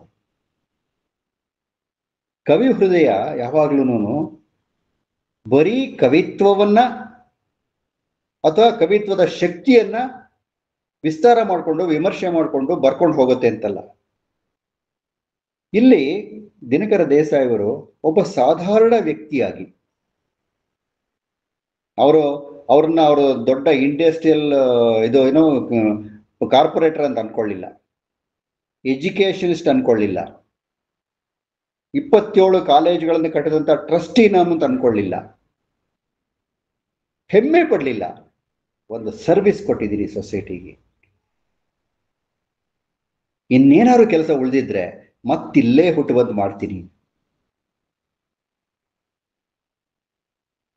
ಕವಿ ಹೃದಯ ಯಾವಾಗ್ಲೂ ಒಳ್ಳೆಯದನ್ನ ಬಯಸ್ತಾ ಇರುತ್ತೆ, ಒಳ್ಳೆಯದನ್ನ ನೆನೆಸ್ತಾ ಇರುತ್ತೆ. ಆ ಒಳ್ಳೆಯದನ್ನ ಸಾರ್ಥಕ ಪಡಿಸ್ಕೊಳ್ಳೋದಕ್ಕೆ ಸರಿಯಾದ ಮಾರ್ಗಗಳನ್ನು ಹುಡುಕ್ತಾ ಇರುತ್ತೆ. ಏಕೆಂದ್ರೆ ಇವ್ರು ಕಟ್ತಾ ಇದ್ದು ವಿದ್ಯಾಸಂಸ್ಥೆ, ಅಲ್ಲಿ ಯಾವ ರೀತಿಯ ಅನೈತಿಕ ಚಟುವಟಿಕೆಗಳು ನಡೀಬಾರದು. ಆ ಶಾಲೆ ಅಂಕೋಲೆಯ ಸುತ್ತಮುತ್ತ ಇರತಕ್ಕಂಥ ಎಲ್ಲ ಹಳ್ಳಿಗಳ ಸಣ್ಣ ಮಕ್ಕಳ ಭವಿಷ್ಯಕ್ಕೆ ಒಂದು ಶಂಕುಸ್ಥಾಪನೆ ಮಾಡಿದಾಗ ಎಷ್ಟು ಸಾರ್ಥಕತೆ ಅಲ್ವಾ? ಅವ್ರದ ದುಡ್ಡು ಎಷ್ಟೋ ಇರ್ಬೋದು, ಬೇಕಾದಷ್ಟು ದುಡ್ಡು ಇರ್ಬೋದು, ಆ ದುಡ್ಡು ಮುಖ್ಯ ಅಲ್ಲ. ದುಡ್ಡು ಮುಖ್ಯ ಅಲ್ವೇ ಅಲ್ಲ. ಆ ದುಡ್ಡನ್ನ ಹೇಗೆ ಉಪಯೋಗ ಮಾಡಿದೀವಿ. ಅವ್ರ ಹತ್ರ 27 ಟ್ರಸ್ಟ್ ಮಾಡುವಂಥದ್ದು ಅಷ್ಟು ದುಡ್ಡು ಇರ್ಲಿಲ್ಲ. ಅವ್ರ ಶ್ರೀಮಂತರ ಕುಟುಂಬ ಅಲ್ಲ ಅವ್ರದ್ದು. ಆದ್ರೆ ಅಲ್ಲಿರೋ ಮಕ್ಕಳನ್ನ ನೋಡಿ ಇವರಿಗೆ ಭವಿಷ್ಯ ಉಜ್ವಲವಾಗಿರ್ಬೇಕು ಅಂತ ಆಸೆ ಪಟ್ಟು ಮುಂದೆ ಹೆಜ್ಜೆ ಇಟ್ಟಾಗ ಅವ್ರಿಗೆ ಅನೇಕ ಸಹಾಯಗಳು ಬಂತು. ಹಾಗಾಗಿ ಆಗಿನ ಕಾಲದಲ್ಲಿ ನೋಡಿ, ಇವಾಗ ಅಂತಂದ್ರೆ ನಾವು ಮಕ್ಕಳನ್ನೆಲ್ಲ ಸ್ಕೂಲ್ ಇದು ವ್ಯಾನಲ್ಲಿ ಕಳಿಸ್ತೀವಿ, ಇನ್ನೊಂದಲ್ಲಿ ಕಳಿಸ್ತೀವಿ, ಮತ್ತೊಂದಲ್ಲಿ ಕಳಿಸ್ತೀವಿ, ಹೇಗೋ ಮನೆಯಿಂದ ನಾವೇ ಹೋಗ್ಬಿಟ್ಟು ಬರ್ತೀವಿ, ಕಾರಲ್ಲಿ ಬಿಟ್ಟು ಬರ್ತಾರೆ, ಹೀಗೆ ಏನೇನೋ ಫೆಸಿಲಿಟೀಸ್ ಇದೆ. ಅವಾಗ 10 ಮೈಲಿ ದೂರದ ಊರಿನ ಶಾಲೆಗೆ ಹೋಗಕ್ಕೆ ಮಕ್ಕಳಿಗೆ ಕಷ್ಟ ಆಗಿತ್ತು, ಅಂಕೋಲೆ ಸುತ್ತಮುತ್ತ. ಇವ್ರು ಏನ್ ಮಾಡಿದ್ರು ಅಂದ್ರೆ, ಆ ಹಳ್ಳಿನಲ್ಲಿ 20 ಮಕ್ಕಳಿದಾರ, ಅಲ್ಲೇ ಒಂದು ಸಣ್ಣ ಶಾಲೆ ತೆಗಿ. ಆ ಹಳ್ಳಿಯಲ್ಲಿ 40 ಮಕ್ಕಳಿದಾರ, ಅಲ್ಲೇ ಒಂದು ಶಾಲೆ ತೆಗಿ. ಮಕ್ಕಳು ನಡ್ಕೊಂಡು ಬರಬಾರ್ದು ಇಲ್ಲಿಗೆ, ಬೇರೆ ದಾರಿಲ್ಲ. 10 ಮೈಲಿ ನಡ್ಕೊಂಡ್ ಬಂದ್ರೆ ಮಗು ಇಲ್ಲಿ ಏನು ಓದುತ್ತೆ, ಪಾಠ ಬಂದು ತಲೆ ಹೋಗುತ್ತೆ ಅದಕ್ಕೆ. ಆದ್ರೆ ಹೊಟ್ಟೆಗೇನು, ಮನೇಲೇನೋ ಒಂಚೂರು ಕೊಟ್ಟು ಕಳ್ಸಿದ್ರೆ ಬರೋದಕ್ಕೆ ಕರಗೋಗಿರುತ್ತೆ ಅದಕ್ಕೆ. ದೂರದೃಷ್ಟಿ, ಕವಿಯ ದೂರದೃಷ್ಟಿ ಹೇಗಿರ್ಬೇಕು ಅಂತ ಇದಕ್ಕೆ ಅವ್ರು ಹೇಳೋದು. ನೀವ್ ಮಾಡ್ತೀಯಪ್ಪ ಕರೆಕ್ಟು, ಮಾಡಿದ್ದು ಜನರಿಗೆ ಮುಟ್ಟುತ್ತಾ, ಅದರಿಂದ ಉಪಯೋಗ ಆಯ್ತಾ, ಅದೇ ಸಾರ್ಥಕತೆ. ಮಾಡದೇ ಇರೋದು ಮಾತ್ರ ಸಾರ್ಥಕತೆ ಅಲ್ಲ. ಇವತ್ತು ನಮ್ಮ ರಾಜಕಾರಣಿಗಳು ಬೇಕಾದಷ್ಟು ಬಿಲ್ಡಿಂಗ್ಗಳು ಕಟ್ತಾರೆ, ಕೋಟ್ಯಾಂತರ ರೂಪಾಯಿ ಖರ್ಚು ಮಾಡಿ, ಅದು ಇನಾಗ್ರೇಟೇ ಮಾಡಿರೋದು, ಉಪಯೋಗನೇ ಆಗಿರಲ್ಲ. ಅದು ನನ್ನ ರಿಜ್ಯೂಮಲ್ಲಿ ಕಟ್ಟಿದ್ದು ಅಂತ ಹೇಳ್ತಾರೆ. ಏನ್ ಪ್ರಯೋಜನ ಅದರಿಂದ? ಅದಕ್ಕೆ ಯಾವ ಕೆಲಸವನ್ನ ಯಾವ ಉದ್ದೇಶ ಇಟ್ಕೊಂಡು ಪ್ರಾರಂಭ ಮಾಡಿರ್ತೀವೋ ಅದೇ ಉದ್ದೇಶ ಇಟ್ಕೊಂಡು ಮುಕ್ತಾಯನ ಮಾಡಬೇಕು. ಅದೇ ಉದ್ದೇಶದಲ್ಲಿ ಅದು ಕಾರ್ಯಾರಂಭ ಕೂಡ ಮಾಡಬೇಕು. ಆವಾಗ ಕೆಲಸಕ್ಕೆ ಕೈ ಹಾಕಿದ್ದು ಸಾರ್ಥಕತೆ. ಇದನ್ನ ದಿನಕರ ದೇಸಾಯಿ ಅವರು ಹೇಳೋರು. ಅದಕ್ಕೆ ನಾನು 27 ಶಾಲೆ ಮಾಡಿದೆ ಅಂತ ಅವ್ರು ಯಾವತ್ತೂ ಎಲ್ಲೂ ಕೊಚ್ಕೊಳ್ಳಿಲ್ಲ. ಶಾಲೆ ಸರಿಯಾಗಿ ನಡೀತಾ ಇದ್ರೆ ಸಾರ್ಥಕತೆ ಅವ್ರಿಗೆ. ಒಂದು ಸರ್ಕಾರ ಮಾಡುವಂತ ಕೆಲಸವನ್ನ ಅಥವಾ ಒಂದು ಸಂಘ ಸಂಸ್ಥೆ ಮಾಡುವಂತ ಕೆಲಸವನ್ನ ಏಕಾಂಗಿಯಾಗಿ ಪ್ರಾರಂಭ ಮಾಡೋದು. ಆಮೇಲೆ ತಮ್ಮ ಸುತ್ತಮುತ್ತ ಇರತಕ್ಕಂಥ ಜನಗಳನ್ನೇ ಕರ್ಕೊಂಡು ಟ್ರಸ್ಟ್ ಮಾಡಿ, ಟ್ರಸ್ಟ್ಗಳನ್ನ ಅವ್ರನ್ನೆಲ್ಲ ಟ್ರಸ್ಟ್ಗಳೇ ಮಾಡ್ಕೊಂಡ್ರು. ಇವಾಗ ಈ ತರ ಇಂಡಸ್ಟ್ರಿಗಳಿತ್ತ, ಪಾಲಿಟಿಷಿಯನ್ಗಳಲ್ಲಿ ದುಡ್ಡಿತ್ತ, ಕೊಡೋರಿದ್ರ ಅವಾಗ? ಇಲ್ಲ. ಹೇಗ್ ಸಿಕ್ತು ದುಡ್ಡು ಅಂತ ಕೆಲವ್ರು ಕೇಳಿದ್ರು. ಅದಕ್ಕೆ ಅವ್ರು ಹೇಳ್ತಾರೆ, ಅಂಕೋಲೆಯಲ್ಲಿ ಇರೋ ರೈತರೆಲ್ಲ ಇದಾರಲ್ಲ, ಬೆಳೆಗಾರರೆಲ್ಲ ಇದಾರಲ್ಲ, ಅವರೆಲ್ಲ ಪ್ರತಿ ವರ್ಷ ಅವರು ಬೆಳೆದಿದ್ದ ಬೆಳೆಯ ಒಂದು ಭಾಗವನ್ನ ಶಾಲೆಗೆ ಕೊಡು. ಶಾಲೆ ಪ್ರಾರಂಭ ಮಾಡಿದ ತಕ್ಷಣ ಡೊನೇಷನ್ ತಗೊಳ್ಳೋದು, ಫೀಸ್ ತಗೊಳ್ಳೋದು ಏನೂ ಇಲ್ಲ. ಎಷ್ಟೋ ಜನ ಮಾಸ್ಟರ್ಗಳು ಆಗಿನ ಕಾಲದಲ್ಲೇ ಬಂದು ಸಂಬಳ ಬೇಡದಲ್ಲೇ ಪಾಠ ಮಾಡಿ ಹೋಗಿದಾರಂತೆ. ಅದು ಇದೆ ಸರ್ವಿಸ್. ಈಗ ನಾವು ಪ್ರತಿ ಒಂದಕ್ಕೂ ಎಷ್ಟು ಕೊಡ್ತೀಯಾ, ನನಗೆ ಎಷ್ಟು ಬರುತ್ತೆ ಅಂತ ಯೋಚನೆ ಮಾಡ್ಕೊಂಡೇ ಪ್ರಾರಂಭ ಮಾಡ್ತೀವಿ. ಆಗ service to humanity, service to God ಅನ್ನೋ ಮನೋಭಾವ ಆಯಿತು. ಅದರಲ್ಲೂ ಈಗಿನ ಕಾಲದಲ್ಲಿ ನಾವು ವಿದ್ಯಾಸಂಸ್ಥೆಗಳಲ್ಲಿ ನಡೀತಕ್ಕಂಥ ಅನೈತಿಕ ಕೆಲಸಗಳನ್ನ ಗಮನಿಸ್ಬಿಟ್ರೆ, ಇವರೇನು ಉಪಾಧ್ಯಾಯರು, ಇವರಿಂದ ಪಾಠ ಕಲಿತ ಮಕ್ಕಳು ಇನ್ನೇನಾಗ್ತಾರೆ ಮುಂದಕ್ಕೆ ಅಂತ ಯೋಚನೆ ಬರುತ್ತೆ.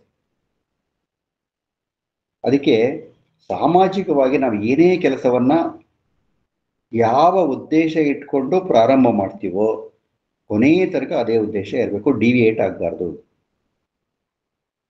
ಆಗಿನ ಕಾಲದಲ್ಲಿ ಒಂದು ಒಳ್ಳೆಯ ಕೆಲಸ ಮಾಡಿದ್ರೆ ಅದೇ ಒಳ್ಳೆಯ ಮನೋಭಾವದಿಂದ ಸಪೋರ್ಟ್ ಮಾಡೋಕ್ಕೆ ಜನ ಬರೋರು. ಈಗ ದಾರಿ ತಪ್ಪಿಸಕ್ಕೆ ಬೇಕಷ್ಟು ಜನ ಬರ್ತಾರೆ. ಹೀಗಾಗಿ ದಿನಕರ ದೇಸಾಯಿಯವರು ಅವರಿಗೆ ಏನ್ ಪ್ರಶಸ್ತಿ ಬಂತು ಏನ್ ಇದು ಬಂತು ಅದೆಲ್ಲ ಅವ್ರಿಗೆ ಲೆಕ್ಕಕ್ಕೆ ಇಲ್ಲ. ಅವ್ರಿಗೆ ಯಾವ ಪ್ರಶಸ್ತಿ ಬಗ್ಗೆನೂ ಅವ್ರು ಯೋಚನೆ ಮಾಡಿದ್ದೇ ಇಲ್ಲ. ನನಗೆ ಆ ಪ್ರಶಸ್ತಿ ಬೇಕು ಈ ಪ್ರಶಸ್ತಿ ಬೇಕು ಅಂತ ಕೇಳಿ ಎಲ್ಲಿಗೂ ಹೋದವರಲ್ಲ, ಯಾರನ್ನೂ ಕೇಳ್ಕೊಂಡವರಲ್ಲ. ಅವ್ರಿಗೆ ಪ್ರಶಸ್ತಿಗಳ ಬಗ್ಗೆ ಗಮನನೂ ಇಲ್ಲ. ಯಾಕೆಂದ್ರೆ ಸರ್ವಿಸ್ ಮೆಂಟಾಲಿಟಿ ಒಂದು ಬಂದ್ಬಿಟ್ಟಿತ್ತು ಅವ್ರಿಗೆ. ಆ ಸರ್ವಿಸ್ ಮೆಂಟಾಲಿಟಿನಲ್ಲಿ ಮಾತ್ರ ಅವರು ಕೆಲಸ ಮಾಡ್ಕೊಂಡು ಹೋದ್ರು ಅವರು. ಹಾಗಾಗಿ ಅಂಥ ಒಬ್ಬ ಧೀಮಂತ ವ್ಯಕ್ತಿಯನ್ನ ನಾವು ಇವತ್ತು ಮನಸ್ಸಿನಲ್ಲಿ ತಂದುಕೊಂಡು ಅವರು ನಮ್ಮ ಎದುರುಗಡೆ ಇದ್ದಾರೆ ಅನ್ನೋ ಒಂದು ಮನೋಭಾವದಿಂದ ಅವರ ಚುಟುಕುಗಳ ಬಗ್ಗೆ ಒಂದಿಷ್ಟು ಪ್ರಾಸ್ತಾವಿಕವಾಗಿ ಮಾತಾಡೋಕೆ ಅವಕಾಶ ಆಯಿತು. ಈ ಚುಟುಕುಗಳು ಹೇಗೆ ಅಂತಂದ್ರೆ ಒಂದು ಸಣ್ಣ ಪಿನ್ ಇದ್ದಂಗೆ, ಎಲ್ಲೋ ಕೂತಿದ್ರೆ ಕಾಲ ಚುಚ್ಚಿದ್ರೆ ಸಡನ್ ಆಗಿ ಅಲರ್ಟ್ ಆಗ್ತೀವಲ್ಲ, ಆ ಅರ್ಥದಲ್ಲಿ ಅಲರ್ಟ್ ಮಾಡ್ತಾರೆ. ಕಡೆಯದಾಗಿ ಒಂದು 2 ಸಣ್ಣ ಚುಟುಕುಗಳನ್ನ, ಬೇರೆ ಚುಟುಕುಗಳನ್ನ ಹೇಳ್ಬಿಟ್ಟು ದಿನಕರ ದೇಸಾಯಿ ಅವರಿಗೆ ಮತ್ತೊಮ್ಮೆ ನಿಮ್ಮೆಲ್ಲರ ಪರವಾಗಿ ಶುಭಾಶಯಗಳು, ಅಭಿನಂದನೆಗಳು. ಅವರ ಸಾರ್ಥಕ ಜೀವನ ಅನೇಕರಿಗೆ ಇಂದು ಮಾದರಿಯಾಗಿದೆ ಅಂತ ಕೂಡ ಹೇಳ್ಕೊಂಡು ಮಾತನ್ನ ಮುಗಿಸ್ತೀನಿ. ಮಾತನ್ನ ಮುಗಿಸೋದಕ್ಕೆ 1-2 ಸಣ್ಣ ಚುಟುಕುಗಳು. ಬೇಂದ್ರೆ ಅವರು ಎಷ್ಟು ಚೆನ್ನಾಗಿ ಹೇಳ್ತಾರೆ ನೋಡಿ. ಇದ್ದವರ ಹರ್ಕೊಳಕ್ಕ ಇಲ್ಲದವರು ಬರ್ತಾರ. ಅಂದ್ರೆ ನಿಮ್ಮ ಹತ್ರ ಏನಾದ್ರು ಇದ್ರೆ ಜನ ಹೇಗೆ ನಿಮ್ಮ ಹತ್ರ ಬರ್ತಾರೆ ಅಂತ. ಇದ್ದವರ ಹರ್ಕೊಳಕ ಇಲ್ಲದವರು ಬರ್ತಾರ. ಇದ್ದದ್ದು ಇಲ್ಲದವದ್ದು ಯಾವುದೋ ಅಣ್ಣ, ಇದ್ದದ್ದು ಇಲ್ಲದ್ದು ಯಾವುದೋ ಅಣ್ಣ, ಮನಸ್ಯಾರ ಕೂಲಿ ಎಬ್ಸಿ ಮನಸ್ಸಾರನ್ನ ತಿಂತಾರ. ಅಂದ್ರೆ ಮನಸ್ಸಿನಲ್ಲಿ ಅವರು ಆಸೆಗಳನ್ನು ಹುಟ್ಟಿಸ್ಕೊಂಡು ಮನುಷ್ಯರನ್ನೇ ತಿಂತಾರೆ ಅಂತ. ದೇವರ ತೆರಬೇಕು ಅಣ್ಣ, ದೇವರನ್ನ ತೆರಬೇಕು ಅಂದ್ರೆ ಕರಿಬೇಕು ಅಣ್ಣ. ಯಾಕೆ ಕರಿಯಕ್ ಆಗ್ತಾ ಇಲ್ಲ ಅಂದ್ರೆ ಮುಚ್ಕೊಂಡೈತಿ ಅಂತಃಕರಣ. ನಮ್ಮ ಅಂತಃಕರಣದ ಬಾಗಿಲನ್ನ ನಾನು ತೆಗೆದ್ರೆ ಏನೇನು ಎಲ್ಲ ಅವಸ್ಥೆಗಳಾಗಿದೆ ಎಲ್ಲ ಸರಿಯಾಗಿ ಗೊತ್ತಾಗುತ್ತೆ ನಿಮಗೆ. ಅಂತಃಕರಣ ತೆಗಿಬೇಕು, ಆ ಬಾಗಿಲನ್ನು ಮುಚ್ಕೊಂಡು ಕೂತ್ಕೋಬೇಡ ಅಂತ ಹೇಳ್ತಾರೆ. ಬಹಳ ಚೆನ್ನಾಗಿದೆ ಅದು. ಆಮೇಲೆ ಇನ್ನೊಂದು, ಮನದಲ್ಲಿ ಮೂಡಲಿ ತಾಳ್ಮೆಯ ರಂಗೋಲಿ, ಮನದಲ್ಲಿ ಮೂಡಲಿ ತಾಳ್ಮೆಯ ರಂಗೋಲಿ, ಆಗದಿರಲಿ ಕೋಪದಲ್ಲಿ ಬದುಕೆಲ್ಲ ಚೆಲ್ಲಾಪಿಲ್ಲಿ, ಆಗದಿರಲಿ ಕೋಪದಲ್ಲಿ ಬದುಕೆಲ್ಲ ಚೆಲ್ಲಾಪಿಲ್ಲಿ. ಇದು ಬದುಕು ಬಯಸುವ ಸುವ್ವಾಲಿ. ನಮ್ಮ ಜೀವನ ಏನು ಬಯಸುತ್ತೆ ಅಂತಂದ್ರೆ ಇದು. ಮನಸ್ಸಿನಲ್ಲಿ ಯಾವಾಗಲೂ ತಾಳ್ಮೆ ಇರಬೇಕು. ಕೋಪದಲ್ಲಿ ತಾಪದಲ್ಲಿ ನಮ್ಮ ಬದುಕನ್ನು ನಾವೇ ಹಾಳು ಮಾಡ್ಕೊಳ್ಬಾರ್ದು ಅಂತ ನಮ್ಮ ಬದುಕು ಬಯಸ್ತಂತೆ. ಅದಕ್ಕೇನು ಮಾಡ್ಬೇಕಂದ್ರೆ ಇದನ್ನ ಕಲಿತು ನೀ ನಗುತ್ತಾ ನಲಿ. ನಗೆ ಈಸ್ ದಿ ಪ್ರೈಮ್. ಇದು ಆ ನಗು ಇಲ್ಲದೆ ಹೋಗ್ಬಿಟ್ರೆ ಜೀವನದಲ್ಲಿ ಏನೂ ಇದ್ದಕ್ಕಾಗೋದಿಲ್ಲ.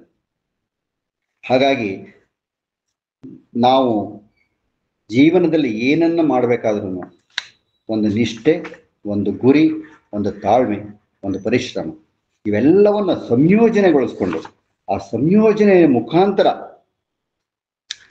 ಅಂದ್ರೆ ನಮ್ಮ ಚಿಂತನೆ ಯಾವಾಗಲೂ ಕೂಡ ಸಮಾಜಮುಖಿಯಾಗಿರ್ಬೇಕು. ನಾವು ತುಂಬಾ ಚಿಕ್ಕವರು, ನಾವೇನಪ್ಪ ಮಾಡೋಕ್ಕಾಗತ್ತ, ಅಷ್ಟು ದೊಡ್ಡದು ಇಷ್ಟು ದೊಡ್ಡದು ಮಾಡೋಕ್ಕಾಗತ್ತಾ ಅಂತ. Think it big. ರಿಸಲ್ಟ್ ಎಷ್ಟಾದ್ರೂ ಬರಲಿ, ಅದರಲ್ಲಿ ಸಾರ್ಥಕತೆ ಇರಲಿ, ಅದರಲ್ಲಿ ಒಳ್ಳೆಯತನ ಇರಲಿ, ಚಿಂತನೆಯಲ್ಲಿ ಸಮಾಜಮುಖಿಯಾಗಿರಲಿ. ಆಗ ಮಾತ್ರ ಮನಸ್ಸಿಗೆ ನೆಮ್ಮದಿ, ನಮ್ಮ ಮನಸ್ಸಿಗೆ ನೆಮ್ಮದಿ. ಅದಕ್ಕಿಂತ ವಿಕೆಟ್ ಸ್ಯಾಟಿಸ್ಫ್ಯಾಕ್ಷನ್ ಇನ್ನೇನಿದೆ? ಯಾರ ಮನಸ್ಸು ಪ್ರಫುಲ್ಲಿತವಾಗಿರುತ್ತೋ, ನೆಮ್ಮದಿಯಾಗಿರುತ್ತೋ ಅವರೇ ನಿಜವಾದ ವ್ಯಕ್ತಿತ್ವವನ್ನ ರೂಪಿಸ್ಕೊಂಡವರು ಅಂತ ಹೇಳ್ಬೋದು. ಅಂಥ ವ್ಯಕ್ತಿತ್ವವನ್ನು ರೂಪಿಸ್ಕೊಂಡಂತಹ ದಿನಕರ ದೇಸಾಯಿಯವರು ಸಾಹಿತ್ಯ ಲೋಕದಲ್ಲಿ ಒಂದು ನಕ್ಷತ್ರವಾಗಿದ್ದಾರೆ. ಚುಟುಕ ಅನ್ನೋ ಪದ ಬಂದ ತಕ್ಷಣ ಎಲ್ರಿಗೂ ಜ್ಞಾಪಕ ಆಗೋದು ದಿನಕರ ದೇಸಾಯಿಯವರು. ಅವರಂತೆ ಚುಟುಕ ಈಗ ಯಾರು ಬರೀತಾ ಇಲ್ಲ. ಬೇರೆ ಬೇರೆ ತರ ಚುಟುಕುಗಳು ಬರ್ತಾ ಇದೆ, ಸಣ್ಣ ಪುಟ್ಟ ರೀತಿಯ ಚುಟುಕುಗಳು, ಹಾಸ್ಯ ಚುಟುಕುಗಳು, ತಮಾಷೆ ಮಾಡುವಂಥದ್ದು ಬೇರೆ ಬೇಕಾದಷ್ಟು ಬರ್ತದೆ. ನಾನು ಸಿಕ್ಕಾಪಟ್ಟೆ ಬರಿತೀನಿ. ಆದರೆ ಈ ರೀತಿಯ 4 ಸಾಲಿನ ಪ್ರತಿಯೊಂದರಲ್ಲೂ ಒಂದೊಂದು ಅರ್ಥ ಕೊಡುವಂತ ಚುಟುಕುಗಳು ಈಗ ಕಡಿಮೆ ಆಗಿದೆ. ಹೀಗಾಗಿ ಚುಟುಕ ಅಂದ ತಕ್ಷಣ ಜ್ಞಾಪಕ ಆಗೋದು ದಿನಕರ ದೇಸಾಯಿಯವರು. ಅವರ ಸ್ಮರಣೆಯನ್ನು ಮಾಡ್ಕೊಳ್ಳೋಕೆ ಇವತ್ತು ನಮಗೆ ಅವಕಾಶ ಸಿಕ್ಕಿದೆ. ಆಗಲೇ ಹೇಳಿದಾಗೆ ಈ ಸಂಸ್ಥೆಯ ಮುಖಾಂತರ ನಮಗೆ ಒಂದು ಒಳ್ಳೆಯ ಅವಕಾಶ ಸಿಕ್ತು. ನೀವೆಲ್ಲ ಬಂದು ಸೇರಿದ್ದೀರಾ, ಒಂದು ಸುಯೋಗ. ಸೊ ಎಲ್ರಿಗೂ ಒಳ್ಳೆಯದಾಗಲಿ. ಈ ಚುಟುಕುಗಳನ್ನು ನಾವು ಇವತ್ತೇನು ಕೇಳ್ಕೊಂಡಿದ್ದೀವಿ ನಾವು ಮಾಡುವಂಥ ಕೆಲಸಗಳಲ್ಲಿ ಮುಂದೆ ಯಾವ ಥರ ನಮ್ಮ ನೆನಪಾಗಿ ಆ ನೆನಪಿನಿಂದ ಒಂದಿಷ್ಟು ಮಾರ್ಗದರ್ಶನ ಆಗಿ ಅದರಿಂದ ಒಂದು ಒಳ್ಳೆಯ ಕೆಲಸವಾದರೆ ಇವತ್ತಿನ ಉಪನ್ಯಾಸವನ್ನು ನಾವು ಕೇಳಿದ್ದಕ್ಕೂ ಸಾರ್ಥಕವಾಗುತ್ತೆ.